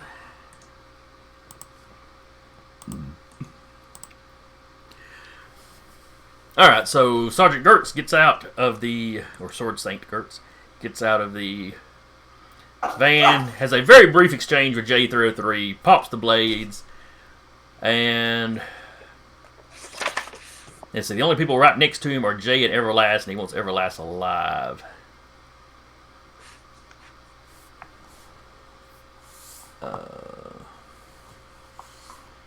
So he is going to take a swing at Jay. Actually, he's probably going to take 2 swings at Jay, because he has just enough fast attack for 2 attacks. So he is. Wait, what? He's taking 2 swings at you. No. No. Stop. So it's prowess versus prowess. Why do you have to be so mean? Alright, so the 6 is a swing. No, that was the initiative for the. Oh, the guy with gun. Got it. Yeah. So the 8 is the swing. The 8 is what you got to beat. Misses with his first swing. His second swing, you need to beat a 9. I'll take that one off the chin. All right, that is 5 points of damage. Alright. My stamina has gone down from the impressive, amazing 12 to a 7. 12 is actually pretty good. Strong, strong boy. Saint Moon. From where you're at, you cannot see this because you got the van between you. But you do see the guy with the gun that's gotten out with the gun. Hey, you said he goes before I do? No, he goes before Jay. Yeah, he goes before He goes Jay. right. He would go He goes before last, 303. except Jay rolled so badly. And we've got the runaway also that escape. Well, he's probably not our biggest concern, obviously. He doesn't seem to be a threat. And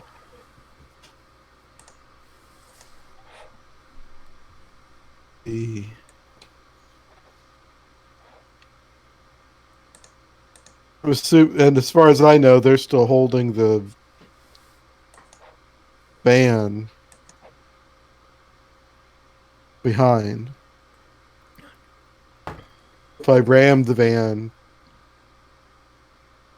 with the SUV, I could potentially hurt.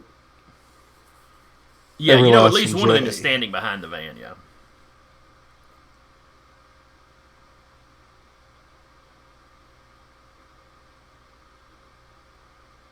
You could just run him over. But he's still in the van. No, the guy with the gun, Isn't- he got out of the van and pulled the gun out from behind the seat. Oh, he actually got out. Yeah. He's now he's still standing kind of behind. He opened the door. He's still kind of standing behind the door of the van. Just crush his legs. He'll be all right. Or just drive around and No. clip the door, slam it on him. He's a cult member. They'll manage.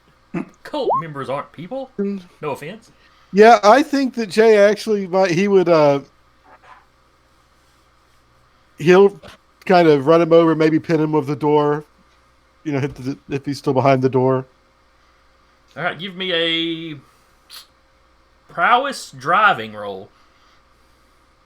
And the quick morality check.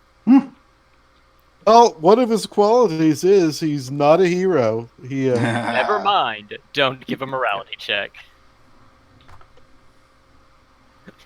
Run that. He doesn't go out of his way to kill people, but he doesn't have a code against it. This man has pulled a gun. Let's get it over. All right, so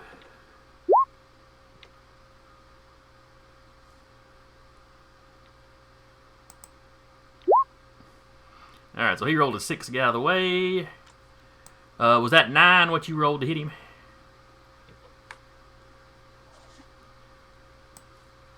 yes. All right. So that's us. So that is a major success. I'm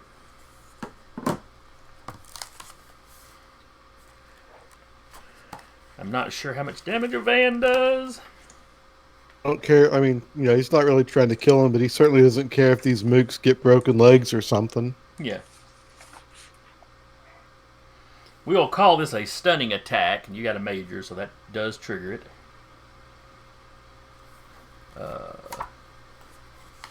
Let me check the NPC section to see if we got vehicle stats.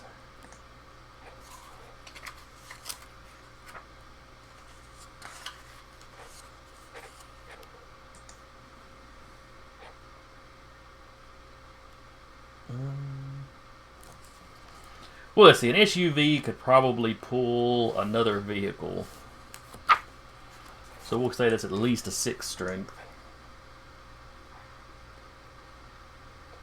So yeah, the 6 points of damage he would take would knock him out even, you know, and even if it didn't, he'd have to roll versus stunning. So yeah, you clip that door, it slams into him, slams him up against the van, and as you pull past, you see the door open up and he just crumbles to the ground. His legs with the door caught him. Yeah, one of them's bent a little funny. You figure even if he wakes up, he ain't going nowhere. And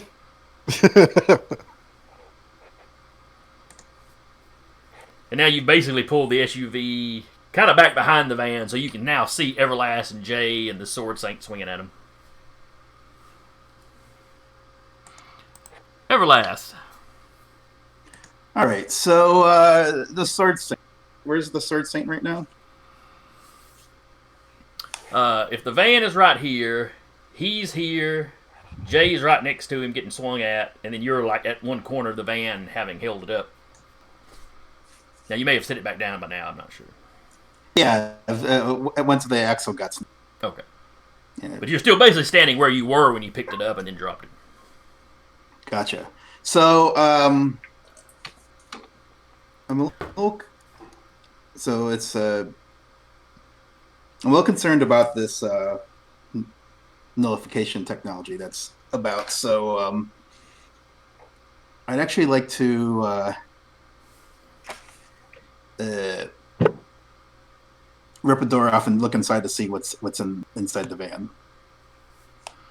Okay. So where the Sword Saint had opened the back doors and gotten out, it's blocking your view. You just grab it and rip that door off and then pick it right in there. And there looks like a fair amount of equipment.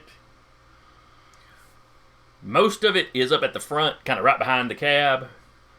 But you see numerous things look like they could be pulled out the length of the van along the sides. There is it's almost like a ambulance gurney in the center. But where, like, in an ambulance, you have straps in case you have to strap the person down. This one is like metal manacles and, big old thick, big old thick restraints on the thing. Okay, so I'm gonna guess that this is a situation where they'd have to strap us down and then use the tech on us, rather than something that they can actually like shoot and take away our powers from wherever. I hope. I could be wrong, but also I don't see anyone in there. So No, the only person that was in there was the guy in the sword stained armor, and he's out fighting now. So okay, if I have time for another action, I'd like to just go ahead and try to punch the sword saint. But if not, then that's what I will do in my next action. with an 8 strength, you tore the door off like it was like you were tearing through tissue paper, and then you just kind of looked. Yeah, well, I'll say you can take a swing at him. Okay, great. Here we go. With the door. Oh, yeah. If he wants I've got it in to. hand. Yeah, I've got it in hand. I generated an 8 total. We may have scratched up this van. Oh, you scratched at the front of the SUV as well. All right. So now it's his prowess.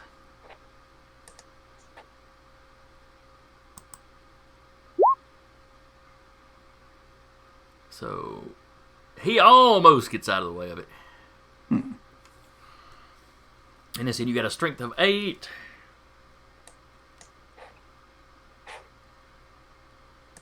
Yeah. Let's see. He's got just a little bit of the old damage reduction.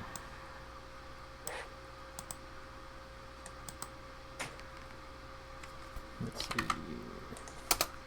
Put in his stamina.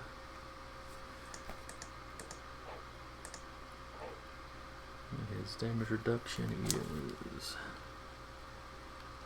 like a 3. Alright. So 8 minus that. You have definitely rung his bell. You hear him grunt. The armor is visibly taking damage. He kind of staggers a step to the side, and then it is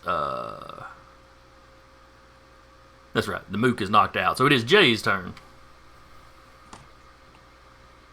303. Mm-hmm. Ah. I see you've practiced the sword. I was born knowing the sword, and I swing mine at him. Zzz, zzz, zzz, zzz, zzz. I don't know why I think 3D printers sound like regular printers, but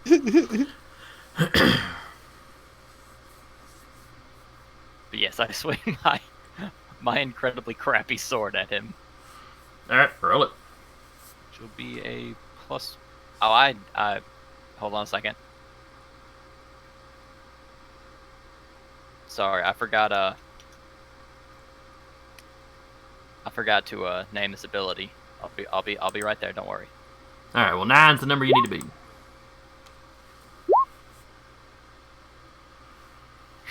Uses beautiful, Graceful sword. Did not connect. Well, with a 0, you probably physically touch him with it, but it's not enough to get through his armor or really do My any sword damage. hits his sword and immediately shatters. Well, his swords are made out of, their energy, but Yeah. I imagine it's scraping along the armor and, maybe leaving a visible... Maybe it's a scratch, or maybe it's just where you rub some of the plastic from your blades off on it. Yeah.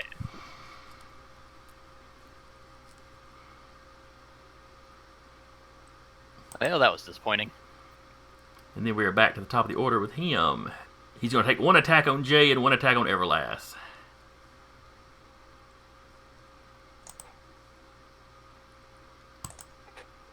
So Jay needs to dodge an 8.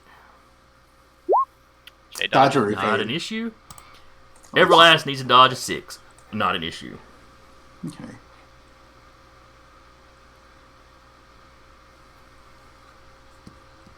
You hear him kind of growling in frustration under his armor, or under his helmet. Like he really thinks he's better trained than to be going down like this. Saint Moon.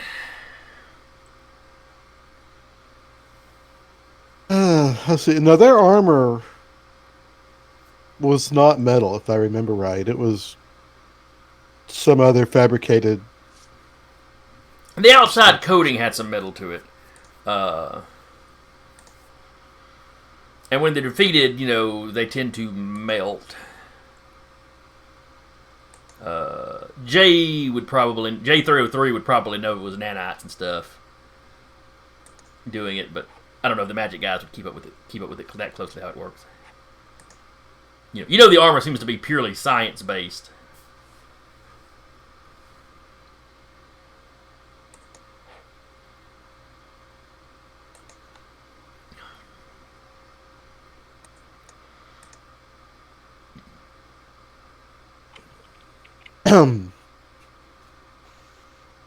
Well, I think he'll do one of his favorite attacks that he hasn't got to do yet.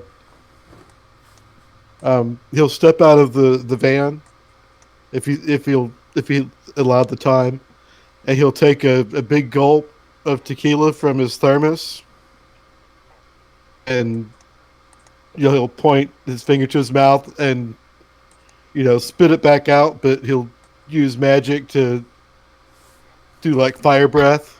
Okay. Old Mexican fire trick. And I guess since it's unstable. Oh yeah, give me that roll. That's just a 1 dice. Oh, well, it does not do as expected. Alright. Now, unstable, I think, just means it either doesn't work or I get to choose, or it goes off. No, it goes off in a random direction, I think was that one.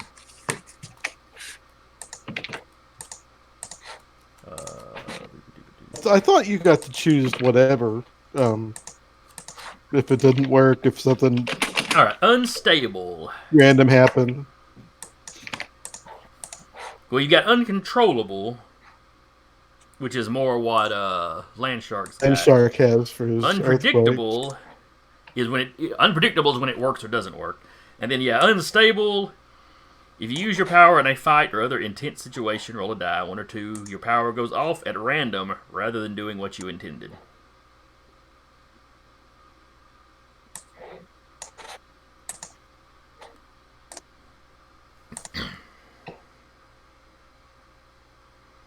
So it goes off at random.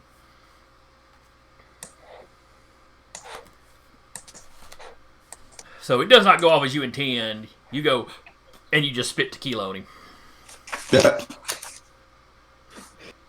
I hate it when that happens.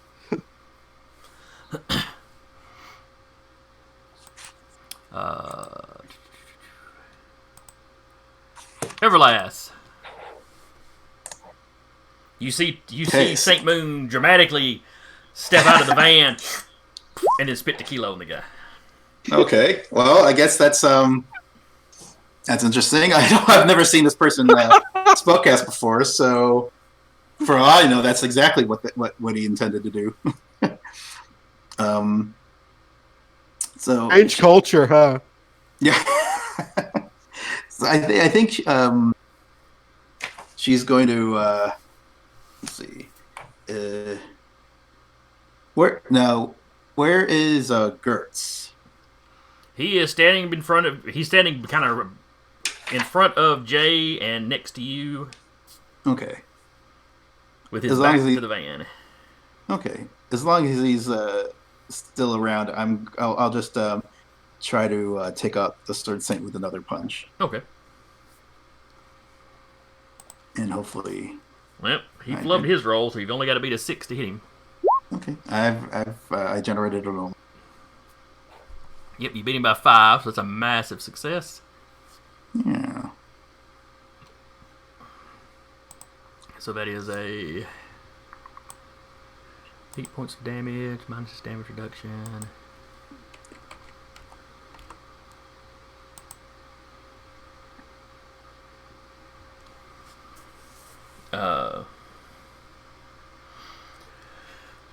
So you pop him.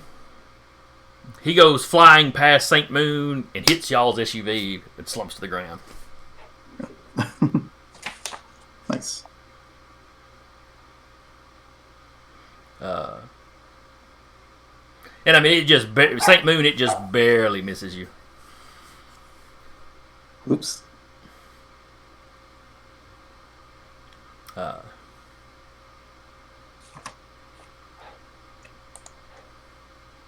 Wanting to call this guy Sergeant Gerps.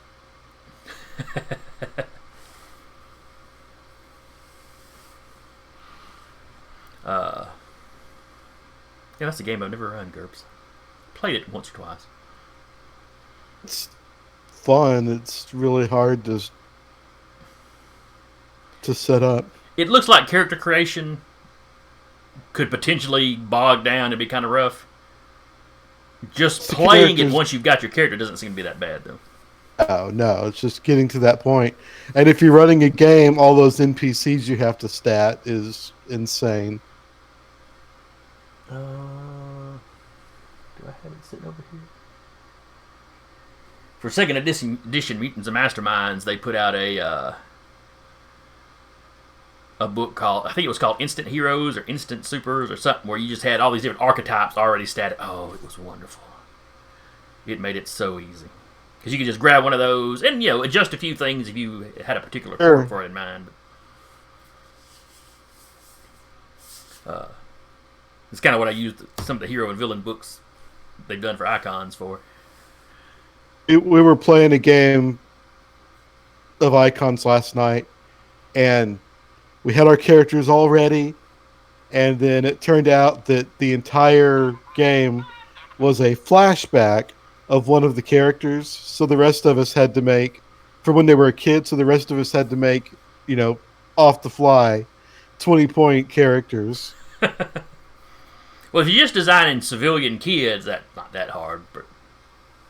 Oh, they had superpowers, but they were okay. civilians. But fortunately, with icons, you can randomly roll, and that Yeah, that's true. a lot easier. So he hits that. He's obviously unconscious. His swords flicker out. And then you see the armor start to kind of bubble up. J33 will try to interface with it to stop it. Alright, give me a intelligence computer roll, I guess. The interface just lets you interface with it. You still got to make rolls to actually get it to do something. Instead of computer, does technology under specialties? Yeah, that'll be fine. Alright then. A talking beep boop. This Alright. is what J is built for. Technically. Let's see. Versus the programming of the nanobots. It starts to bubble up. J goes beep, boop, boop, beep, boop, beep. And then it smooths back out and the armor looks normal again. Essentially, you manage to reach in and turn off the self-destruct.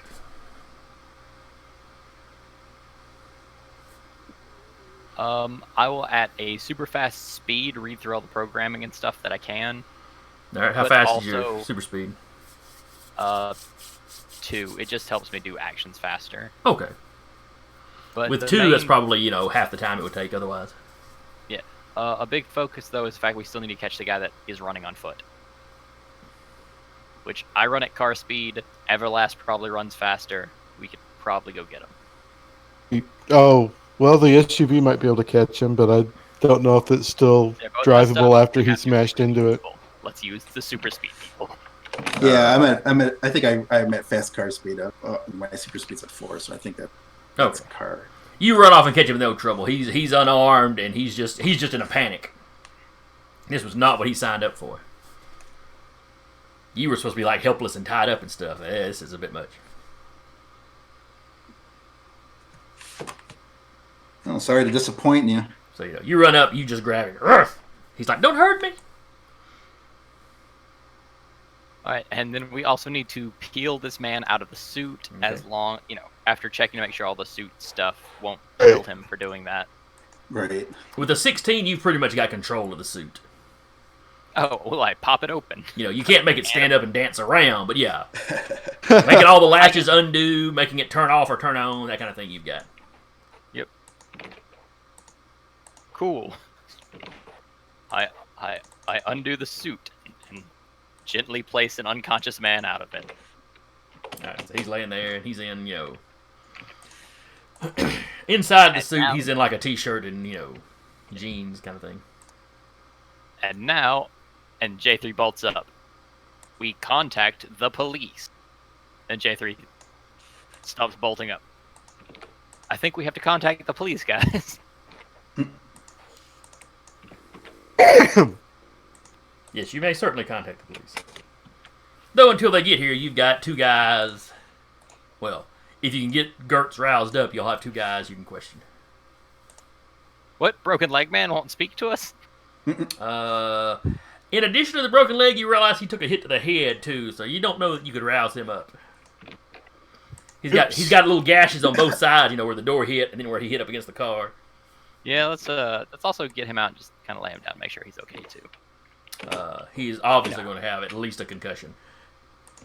I mean, he's breathing. His breathing is steady. Yeah. You don't think the injuries are life threatening? Go ahead and have him roll out an ambulance when they roll out the cops, though. Yeah. And I'll go ahead and also do as much interfacing as I can with the stuff in the van, just to see what all it was supposed to be doing. Okay. Just basically a classification of all the nullifying stuff they have that isn't magic. Most of the equipment is for monitoring monitoring the patient, if you will. It's a sensory equipment to detect all sorts of strange energies. Nothing in it really strikes you as nullification exactly. There are lots of things for different types of sedatives. There's something that the machine is supposed to alter brain waves to make people sleep. You're not sure how. You've heard of people working on this kind of technology. You're not sure how perfected it is.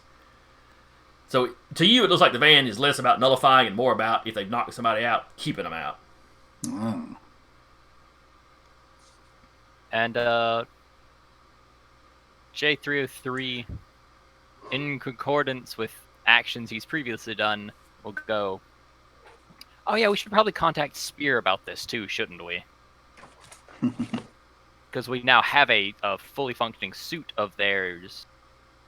We can get the government to say, this is how you beat them. Recognize them as a terrorist organization, attempted kidnapping, and all that jazz. Mm-hmm. All right, so y'all call in the law, or are you going to try to rouse up Gertz and talk to him before the law gets there? Yeah, I think we want to know who Sergeant Gerps directly reports to, and where they were going to take Everlast once we gave her to them. So y'all rouse him up. He looks startled. He looks over at. He had his armor piled over here. How am I still alive? Because I was built by a man who understands how machines work. And my Mexican fire trick didn't work. And because my friend didn't burn you alive. Oh, so that's why you were spitting on me. I kind of wondered.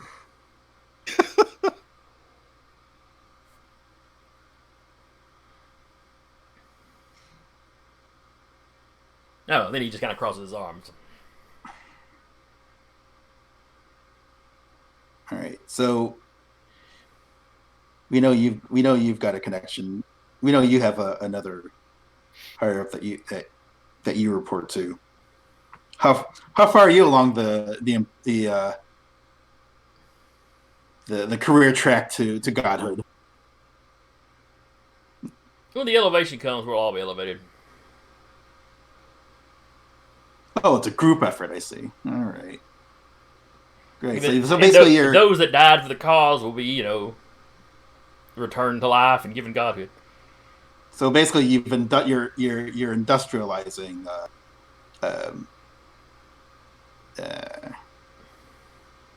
divine endowment, like it's a factory floor for churning out little gods. I see. All right. So everybody can Um, have it. Not just a few randomly chosen folk that gives that everlasting loop. oh, you mean prepared over the course of a lifetime as opposed to showing up for work on the right Tuesday. That's sounding pretty elitist of you. Oh, you're special because you got raised to do this. Some of us don't have the advantage you had. I mean, No. statistically speaking, these people could have been training you for a lifetime for this. I could, yeah, And they yeah. could like set up courses and stuff. It really just sounds like you're gonna drop a bomb on people, of like, here's godhood, and you just drop it on them. That does sound like an issue. Yeah, Everlast. Yeah. That's as much random chance as one person randomly getting it. No, but this would be everybody would have it. Equal playing field. Right. But if you handed everyone a Colt 45, bad things will still happen at about the same pace. Statistics. Not true, because Colt 45 works every time. Yes. All right. Everyone's got a gun that can kill each other in one shot. Well, outside the superpowered people. But Right. I think Everlast is gonna have to bite her tongue at this point. I don't know. It just seems like a logical loop, so I can't think about it for too long. Let's see.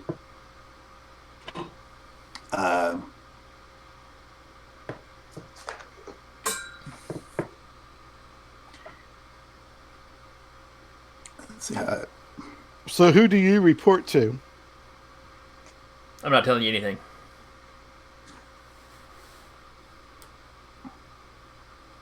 Still have more tequila. Yeah, you might get it right. I don't drink that junk. J3 Right. interrupts. Whoa, Right, whoa, it poisons your body. Body's a temple. that is one of the few alcohols that isn't a depressant. Calm down. It's one of the better alcohols. He's like, bah, it's I Jack mean, Daniels or nothing. Well, I think at this point, I think what Everlast will say is that, look, we know you're not creating some. This is this isn't some like self-help philosophy you're developing. You're taking people against their will and leeching their power off, and God knows gods know what else. I for one don't appreciate having men like you decide what to do with people like me and our bodies. So The needs of the many outweigh the needs. He's like, the needs of the many outweigh the needs of the few. No, I see. All right. Don't drag your feminazi BS into this. Oh, okay. Someone's gonna. Whoa. Okay. If someone doesn't intervene, I think Everlast might have to like temper at this point. All right, we roused him up. Oh, he pissed off Everlast. All right, we got to rouse him up. Exactly. Yeah. Well, yeah. She was. Yeah. He crossed the line when he called her to lead us, and this is just the cherry on top. So, it looks like she's gonna just like smack him again unless someone wants to stop her. Yeah, J3 threw. Whoa.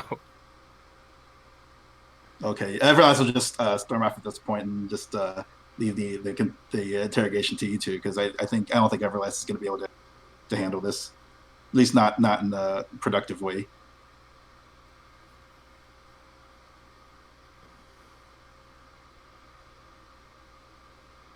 So Gertz is still sitting there with his arms crossed, just kind of looking at you. The other guy you ran off and called has been very quiet. He's just kind of sitting there.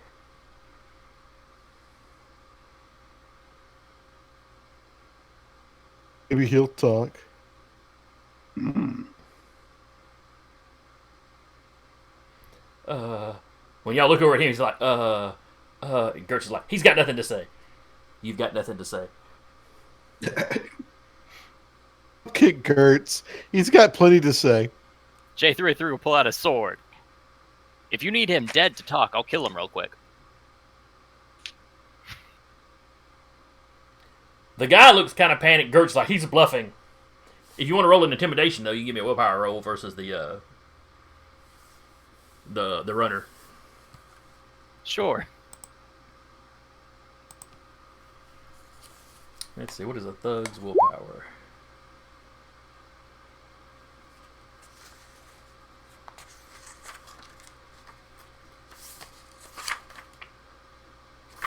Yeah, it's the same as a cultist's willpower. Not high.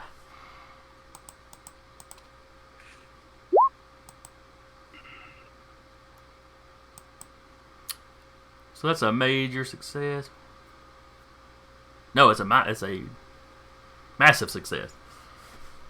Yay. So yeah, this guy's just short of wetting himself. Look, I don't know who Gertz answers to. That's higher up than me. But I know where I know where they're based out of. Talking. As he says this, Gertz kind of rolls over and lunges for him. Super speed hands, let's go! And grabs Gertz.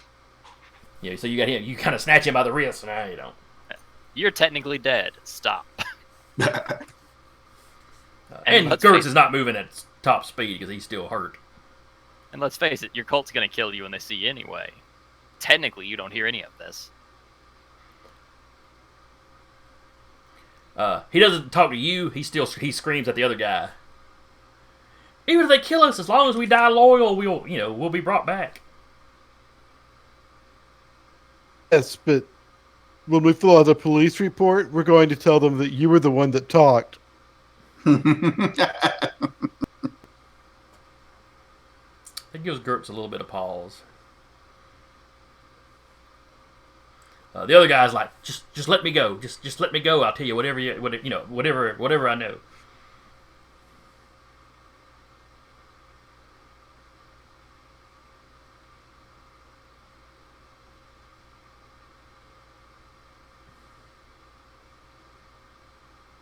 Talking.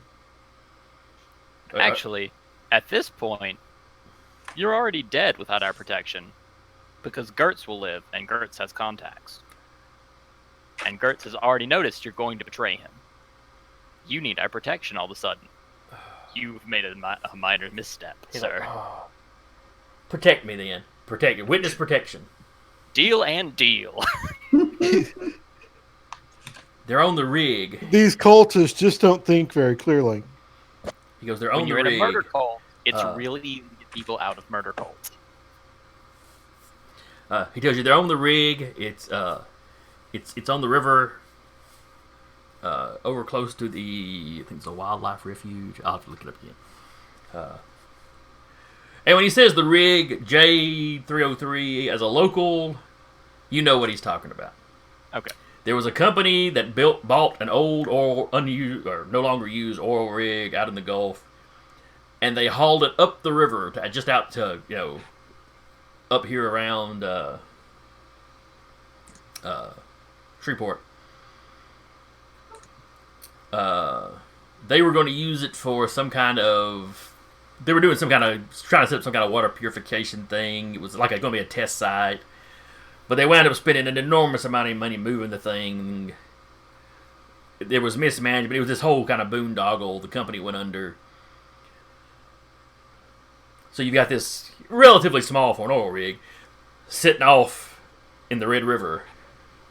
You had heard some other company had bought it, was going to try to use it for some kind of desalination thing. But that would have involved hauling it back out to the ocean, and it's owned by somebody now, but it's just been sitting there for several years now. As far as anybody knows, it's just it's abandoned, other than a couple of security guards that keep kids from trying to get on it or mess on it. Okay. But it lets you know where it's at, more or less. You can pull up Google Maps and find, okay, there it is. Man, J303 is great at getting bad guys to turn good. That's 2 in 1 episode. It's the uncanny valley, man. You're just kind of creepy looking at them. Never mind all the swords and Do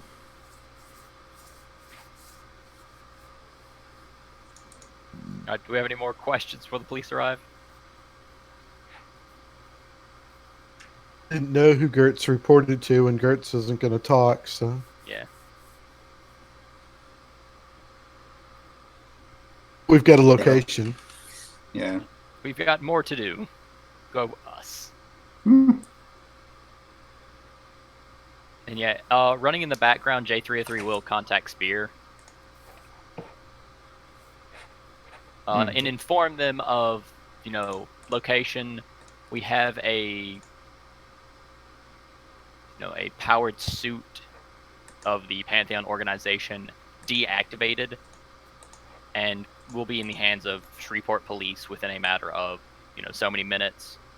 If you would like to send a contact to retrieve it, because J303 can have multiple conversations at once. Yeah. Yes, the person you're contacting, you identify yourself, I assume? Yes. Okay. J303, Yeah. You're on Spear's radar. They know who you are. robotic assistant. They tell you they will roll some people out. I'll snap some pictures with my eyes real quick and show, here's what it looks like. A picture of Gertz and unconscious assistant and assistant. Be like, these are the people that were using it. This is the inside of the van. Yeah, they will roll some. They'll have some agents waiting at the police station when the police get there with the armor. They will roll their own people out to take care of the van. They thank you for your assistance, and at some point they may call you into the office to give a full report, kind of, make a full police report kind of thing. And J303 will simply mention, I'm simply showing all this evidence up front immediately as fast as possible, just because when dealing with secret hidden god organizations, you don't know who's on the cut. Yeah, that's fair. Yeah. So it's just like, here's me showing we did this. I'm clear of it if something, if something disappears in transit, we had it at some point.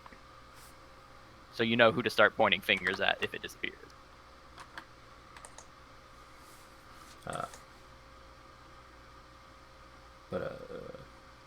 Yeah, she'll, and the woman you're talking to takes, she'll take some information on what exactly went down. Yeah. And within a few minutes later, the police show up. An ambulance shows up. It doesn't pull around to the back until the police have kind of secured the scene. Then it pulls up. It takes the guy with busted legs. A police car follows it off because they're gonna keep this guy under guard once he's been worked on. And as they take Gertz and the other guy, explain to the police for the other guys, hey, he just gave out a lot of information to sell to, he will need extra protection. They're going to be after him for information he just gave up. They'll put him in a solitary cell under guard for the time being. Given the nature of what's going on, they figure Spear will get involved, and then I'm sure you tell them that you've already called Spear.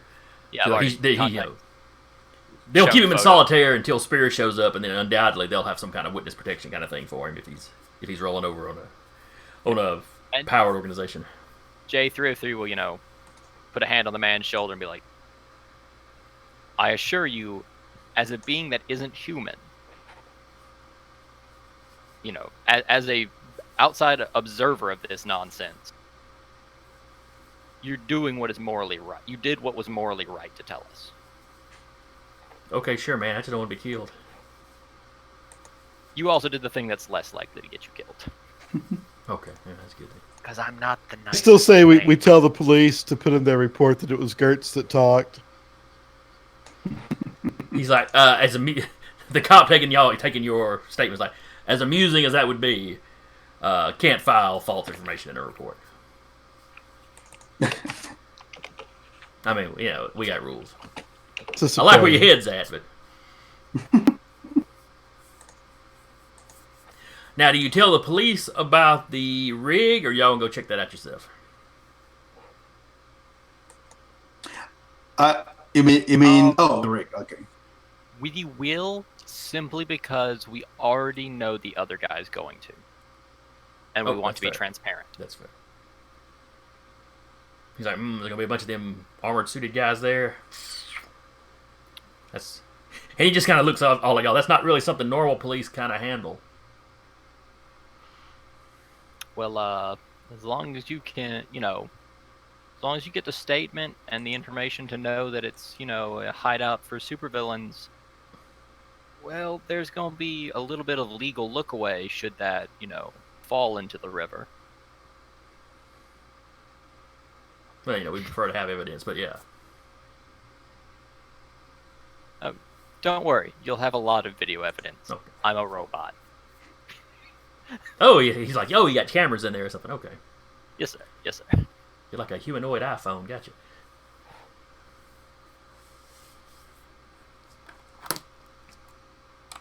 All right. So, they take statements from everybody. But,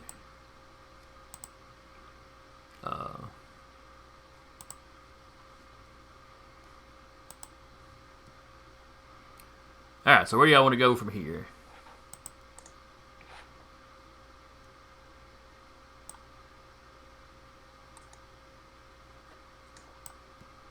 Well, do we want to head directly for the rig? I think. Oh yeah. J33 does need to do some quick stuff. He writes down, hands out a little business card to Everlast and y'all to go. Normal J hands 2 to Everlast and be like, "Here's my card. If you ever want, a job. My owner's very rich." There we go. Oh. Get you to the right map eventually. Well, I do have a job already. I've kind of got other things in my mind besides bumping up to a new tax bracket. Well, it's also just if you ever need a place to stay. My owner enjoys having superheroes around because it means if a villain were to attack of any sort, he's safer. That's very kind. Thank you. He's always willing to give a safe house to those who protect others. And this offer extends to Wolfwitch as well. And if you'd give a business card to her, if I do not run into her again. Well, you don't know. Also, Wolfwitch would be cool. Like, giving out the address to the bookstore. I certainly don't have business cards. Well, I mean. In fact, all I'd be able to do is just give the Wolfwitch's store. Oh yeah, yes. I know she owns a store. I have its number in my database. It was more of just, giving the offer of place to stay in case of emergencies. Oh yeah, good. That's true. Thank you. Jay's been running background checks on all of you. Well, no, remember, I already had to look up who Wolfwitch was, and she owns the store. Ah, that's right. Yeah, and since until recently, Everlast had been living on the streets. Certainly, she's going to be very grateful for any offers of hospitality from the rich robot. Well, from the owner of the rich owner of the robot. Right. Yeah, the owner. So y'all want to go check out the rig. There's the picture of it. I need to step away for just 1 second. So if y'all want to be, plotting your, plan of assault or how y'all going to sneak in or what y'all plan on doing. The guys in the red squares are security guards that are walking around on it. They look like normal security guards. Look at all this. Be right back. Okay. So, first things first, find evidence is evil. Second things second, break it. I mean, I see what look like flyers. Like there's one in the upper right corner. Does that look like a vehicle? First thing we want to do is disable that so that no one can get away easily. And we got these turbines.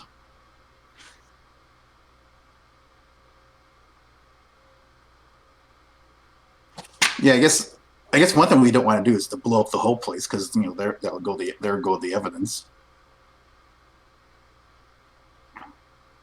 So if there's any, I don't know if there's any way we could like, I don't know, does anyone know how to disable a self-destruct mechanism system for our evil headquarters?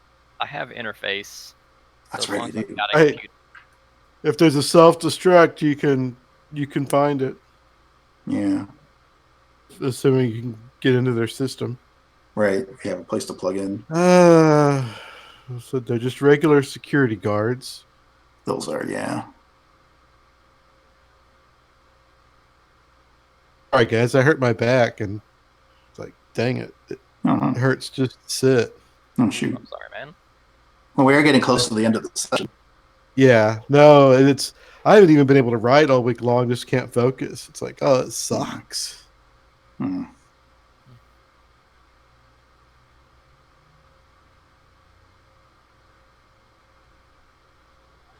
But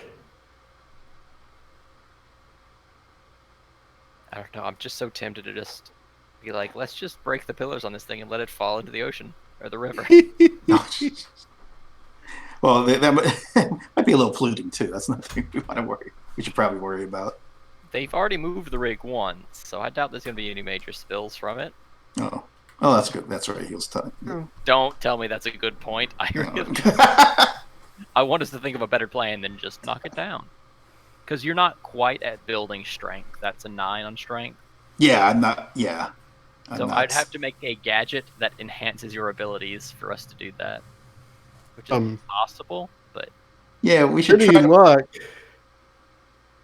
The people that have been kidnapped are on this rig somewhere. And if they got powers, if we release them, they could join the cause, as it were.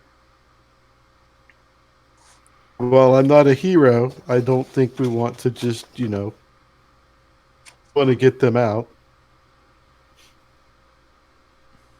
And what if they've captured supervillains that also happen to just be connected to God? Do we want them running loose? I really feel like we should have maybe contacted Spear about it. Gotten some real, backup. Well, they don't have a local team, so they'd have to fly out. We are kind of doing Spear's job for them. Yeah, well, I'd rather us do it Maybe we'll get paid. Yeah. Also, I don't know, that Spear. I'd feel queasy about letting the government in on this mission. It's just, who knows what they do with, I'm worried enough about that van we just handed over. I'm okay with Spear owing me a favor. I've got a boyfriend that needs to be on a team. That's right.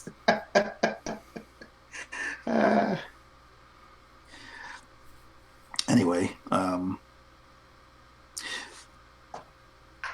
so would you need, first of all, I guess the first thing is wait, Jay, three perks up for that. Which hero would that be? What? Which hero would that be? Like J303 is asking which hero would that be? Oh, Land Shark. Land Shark. Yeah. Oh, reaching back in his brain, thinking about it. Oh yes, Land Shark. Okay. Okay. Didn't he just almost destroy New York City? Is he the one who almost destroyed New York City? J303 is almost immediately uninterested about contacting Land Shark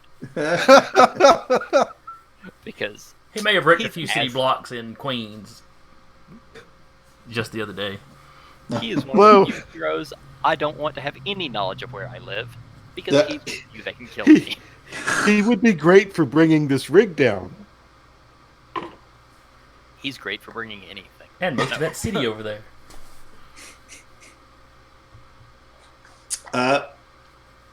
303, do you need a actual interface to be able to I will need to be able to physically see what I'm interfacing with. Oh, okay. Like that plane over there could probably hit the plane. But as far as like emergency building cameras or self-destruct or anything, I would need to physically see them. Be within the vicinity of it. Yeah. Well, I could take care of the plane easily enough. Maybe you should focus on I I don't think we know. want a way to sneak past the guards and get into the facility and see what's in there. And Do you want to try sneaking in from underneath, from the water?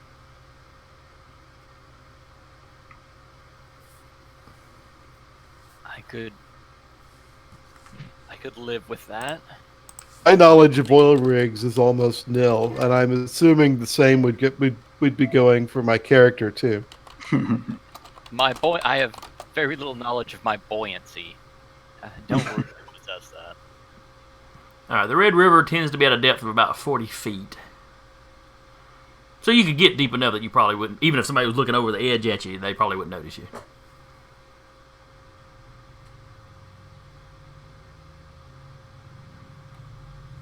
Let me make sure that's the right one.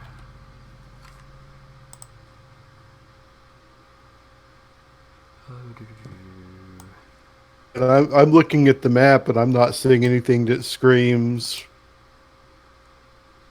Command center. Right, right. Okay, now, on the map, let me flick back over here. It does have one Like, land connection. These little sections here are raised where you walk into them. They're like almost like covered tunnels. The four edges here, or the four kind of octagons here on the, Corners. they've got the stuff on top, but then they've also got an interior, as well as the one in the middle. Now, this platform in the back, that's just a platform connected to the stuff. I'm guessing There is an inside to this. Yeah, I'm guessing the central octagon would be probably where we want to head into. Probably, I think that's a good assumption. Now, the guards you see are actually on the tops of the area.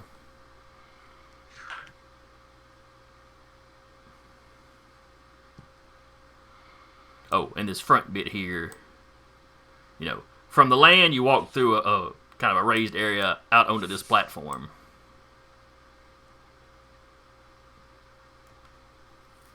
And then it connects to everything else.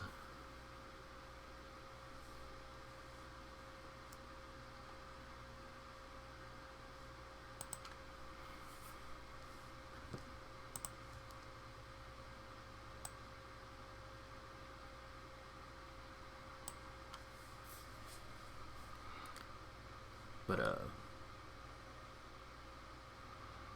and from looking at you on the underside, there is it's almost like a fire escape. That that kind of stair kind of back and forth staircase that runs down to a little platform that's right at water level.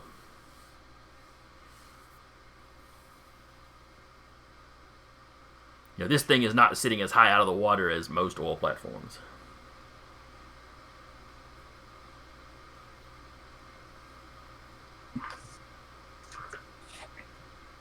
Well, You don't have thoughts? I mean, do we want to just do a simple frontal assault, or do you? You mentioned teleportation. Who can teleport again? I can make a gadget for short range teleportation. I can teleport. Okay. Like, we have magic and science. The equivalents of do anything sorta kinda. Okay. Magic and science. Mine's not very powerful, and his pulls out an angry old lady. No, that's right.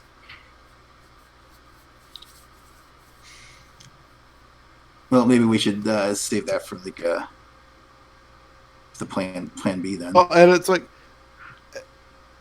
idea is he kind of is reluctant to do the magic all the time because it does bring out Adida, and it's also really annoying that magic can duplicate any power. Sure. Do we want to Yeah, just? Yeah. Do we want to just do a frontal assault then? Honestly, that's probably what Everlast would be most inclined to. She's not necessarily the sneaking type. For this character, he could teleport. He could just paint a Wile E. Coyote tunnel and take them where they need to go. We have such useful abilities with so much recoil. Well, the tricky is even if you get angry grandmama, She still help. yeah, Yeah. it's not She that might she'd be be helpful. opposed to what you're doing. Actually, No. wait. And J33, you can speak with Adita, right? Sure. Can you get her opinion on whether or not she'd be willing to be sneaky should she come out? Just that we have to make sure we have evidence of what they're doing before we wreak havoc.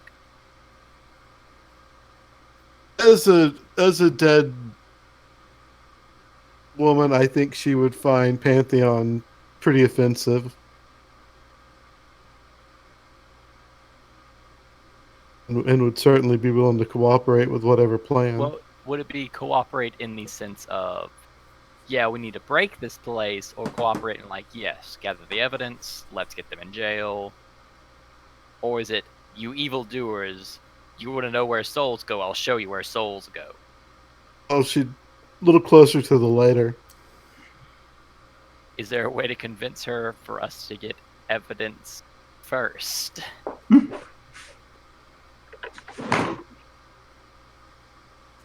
Because I'd really hate for us to wreck this place and then find out we got lied to.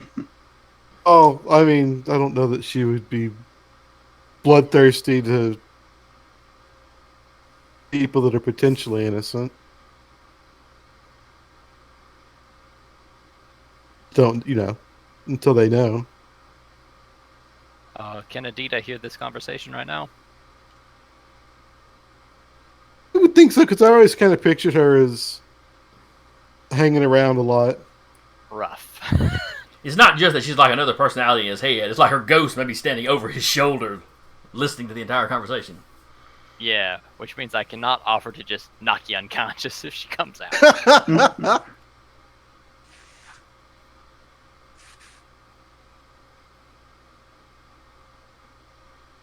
Because isn't that what we did last time? Eventually I think it did come down to that.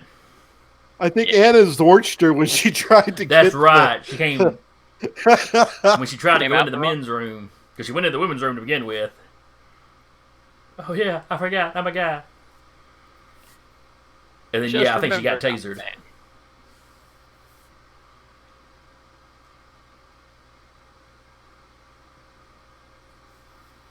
So how are y'all wanting to go in? J303 favors Sneaky Breaky just because we don't. I don't want to be the mad crazy robot that went on a rampage somewhere. Okay. Do you want to try an underwater approach? And if so, can we even do that? J303 could probably make something to make sure we Does 303 have life support? Yes. Alright, so he'd have no problem staying underwater. Is it a rank 1 of life support? Oh, well, he might then. Well, life support lets you ignore physical mean. Choose one need or environment you ignore per level. I don't think I ever chose what physical need I ignore. But I'm also artificial.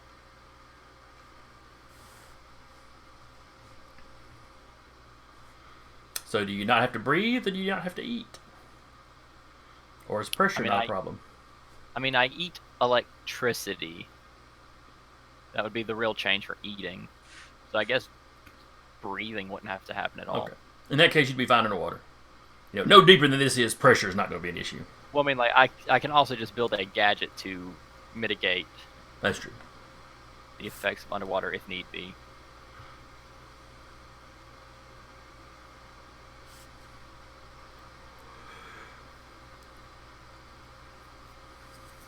Of course, you could also build a gadget to help one of these other ones get under. Yeah. Yeah. What? Yeah. What's the likelihood that none of us have really connections where you could commandeer submarines or stuff? I don't think it's. Now, the government team might be able to pull that off, but Yeah, but again,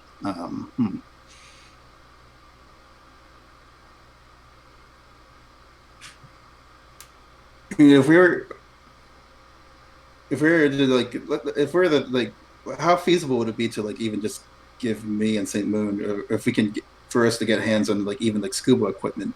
I know I've never had any training, and I know I that's think not my something we do. gadget ability would be able to make the basics of what you'd need. You'd be, your body would be wet, but you'd be able to breathe and all. Yeah, I mean that'll be fine. And I think another question is, could we do that? I know scuba diving requires some amount of actual training. Yeah, to use the equipment and stuff. Yeah, but we're not going 200 feet underwater. It's gonna be like 20 in a river. But yeah, scuba equipment you could probably find as long as somebody's got the money to buy it.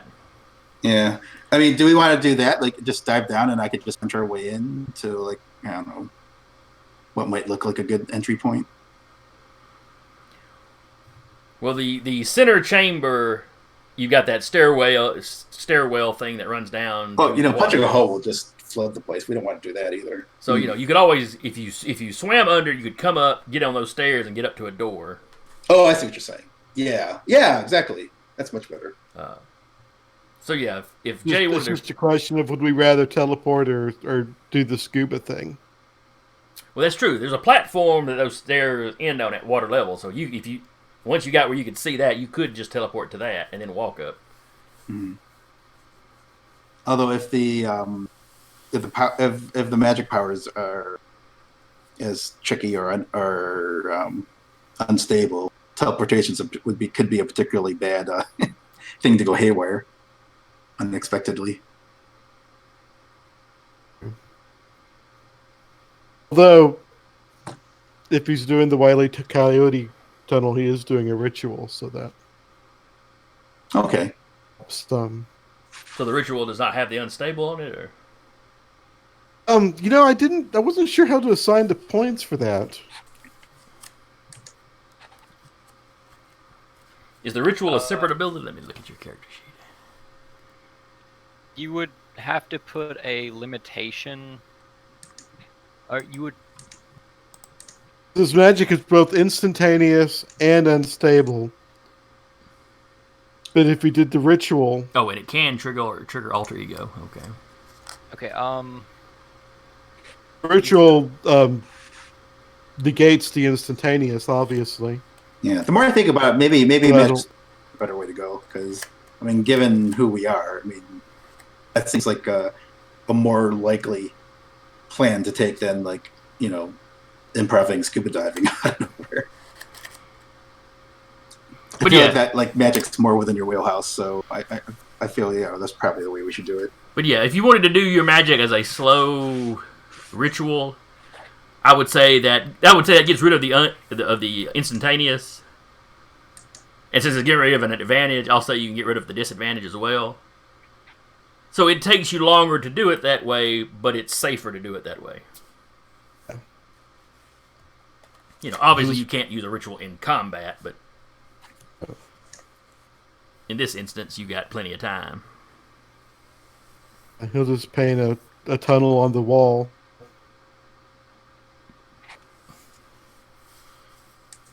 Yeah. All right.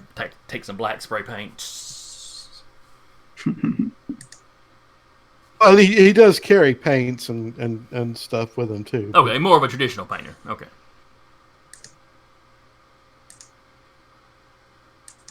Oil-based paints, hopefully. Because that'll be a lot harder to clean off a wall there. Well, it's also we're carrying them through water. Well, I think he's teleporting you too, so you can avoid most of the water. Oh, okay.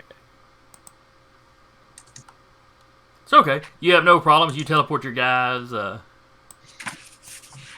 this little platform up under the center of the oil rig.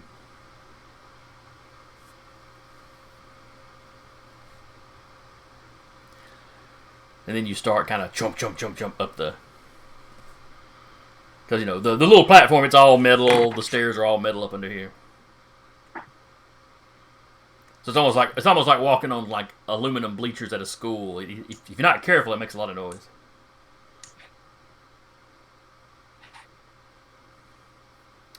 Does J303 have metal feet, or does he wear shoes? He wears clothes. Okay. The shoes. Make sure they can last regular travel and all that. Well, I'm just thinking about how much noise he'd make going up these stairs. But if he's got regular old tennis shoes, he ain't making no more noise than anybody else. So.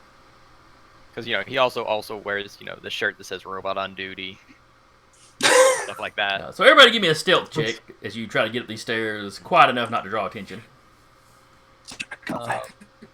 What stat that gonna be? Awareness? That's going to be coordination, and then I think stealth is its own skill. So if you've got that, it counts. Otherwise, it's just coordination. Well, boys, get ready to see that magic 2. Oh, hello. It's a 3. It's a 2 on the dice, though, so you still kind of called it. All right, have observe it is a security guard. More than a 3. On base, probably. Wow, robots are very unobservant. Okay, I've been using thug stats for the normal folks, so we'll continue doing that. Oof.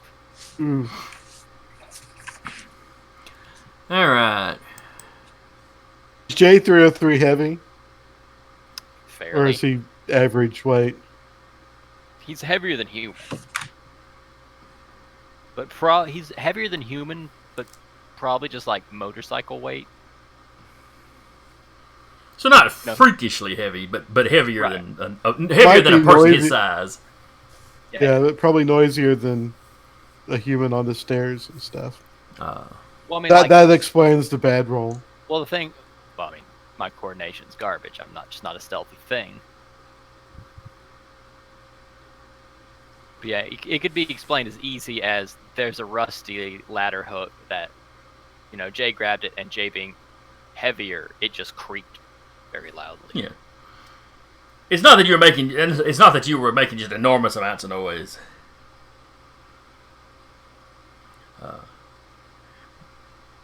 But you hear somebody up top. Hey, did you hear that? Is there somebody on the platform underneath? Go check it out.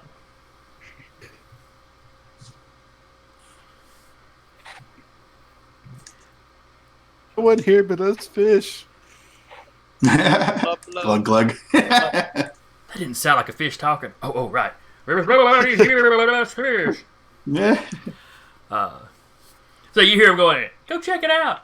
They don't sound like they're on full alert. Because, it's a big oil rig. Sometimes you're going to hear things creak anyway. But you now know somebody is headed in your direction. And it's 3:59, so we're going to cut it right here. Bum bum. Bum bum bum. Good job making the planning last just long enough so we didn't have to force any half a fight. Yeah. So we will start up next week, or next session rather, it'll be 2 weeks. With your assault on the oil rig. Hopefully we'll have Wolf Witch back then. And whatever further investigation, the next step in your investigation. Wolf Witch, who will come streaming up the front door, ignoring all the stealth we've put in place. Just comes bust there. I'm here! Wait, where's everybody else? We were sneaking in! Like, crap! You told me to be stealthy! By the same token, you've got cell phones, so you could have sent her a text. We're on the rig here. We're sneaking in.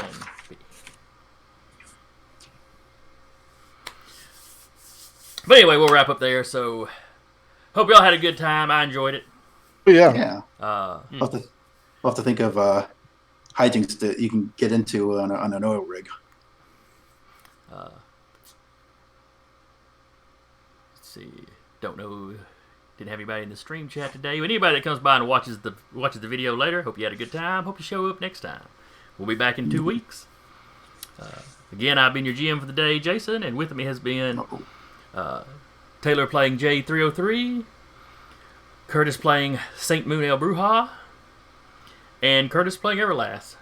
Good day, everyone. And we'll see you next time. See you.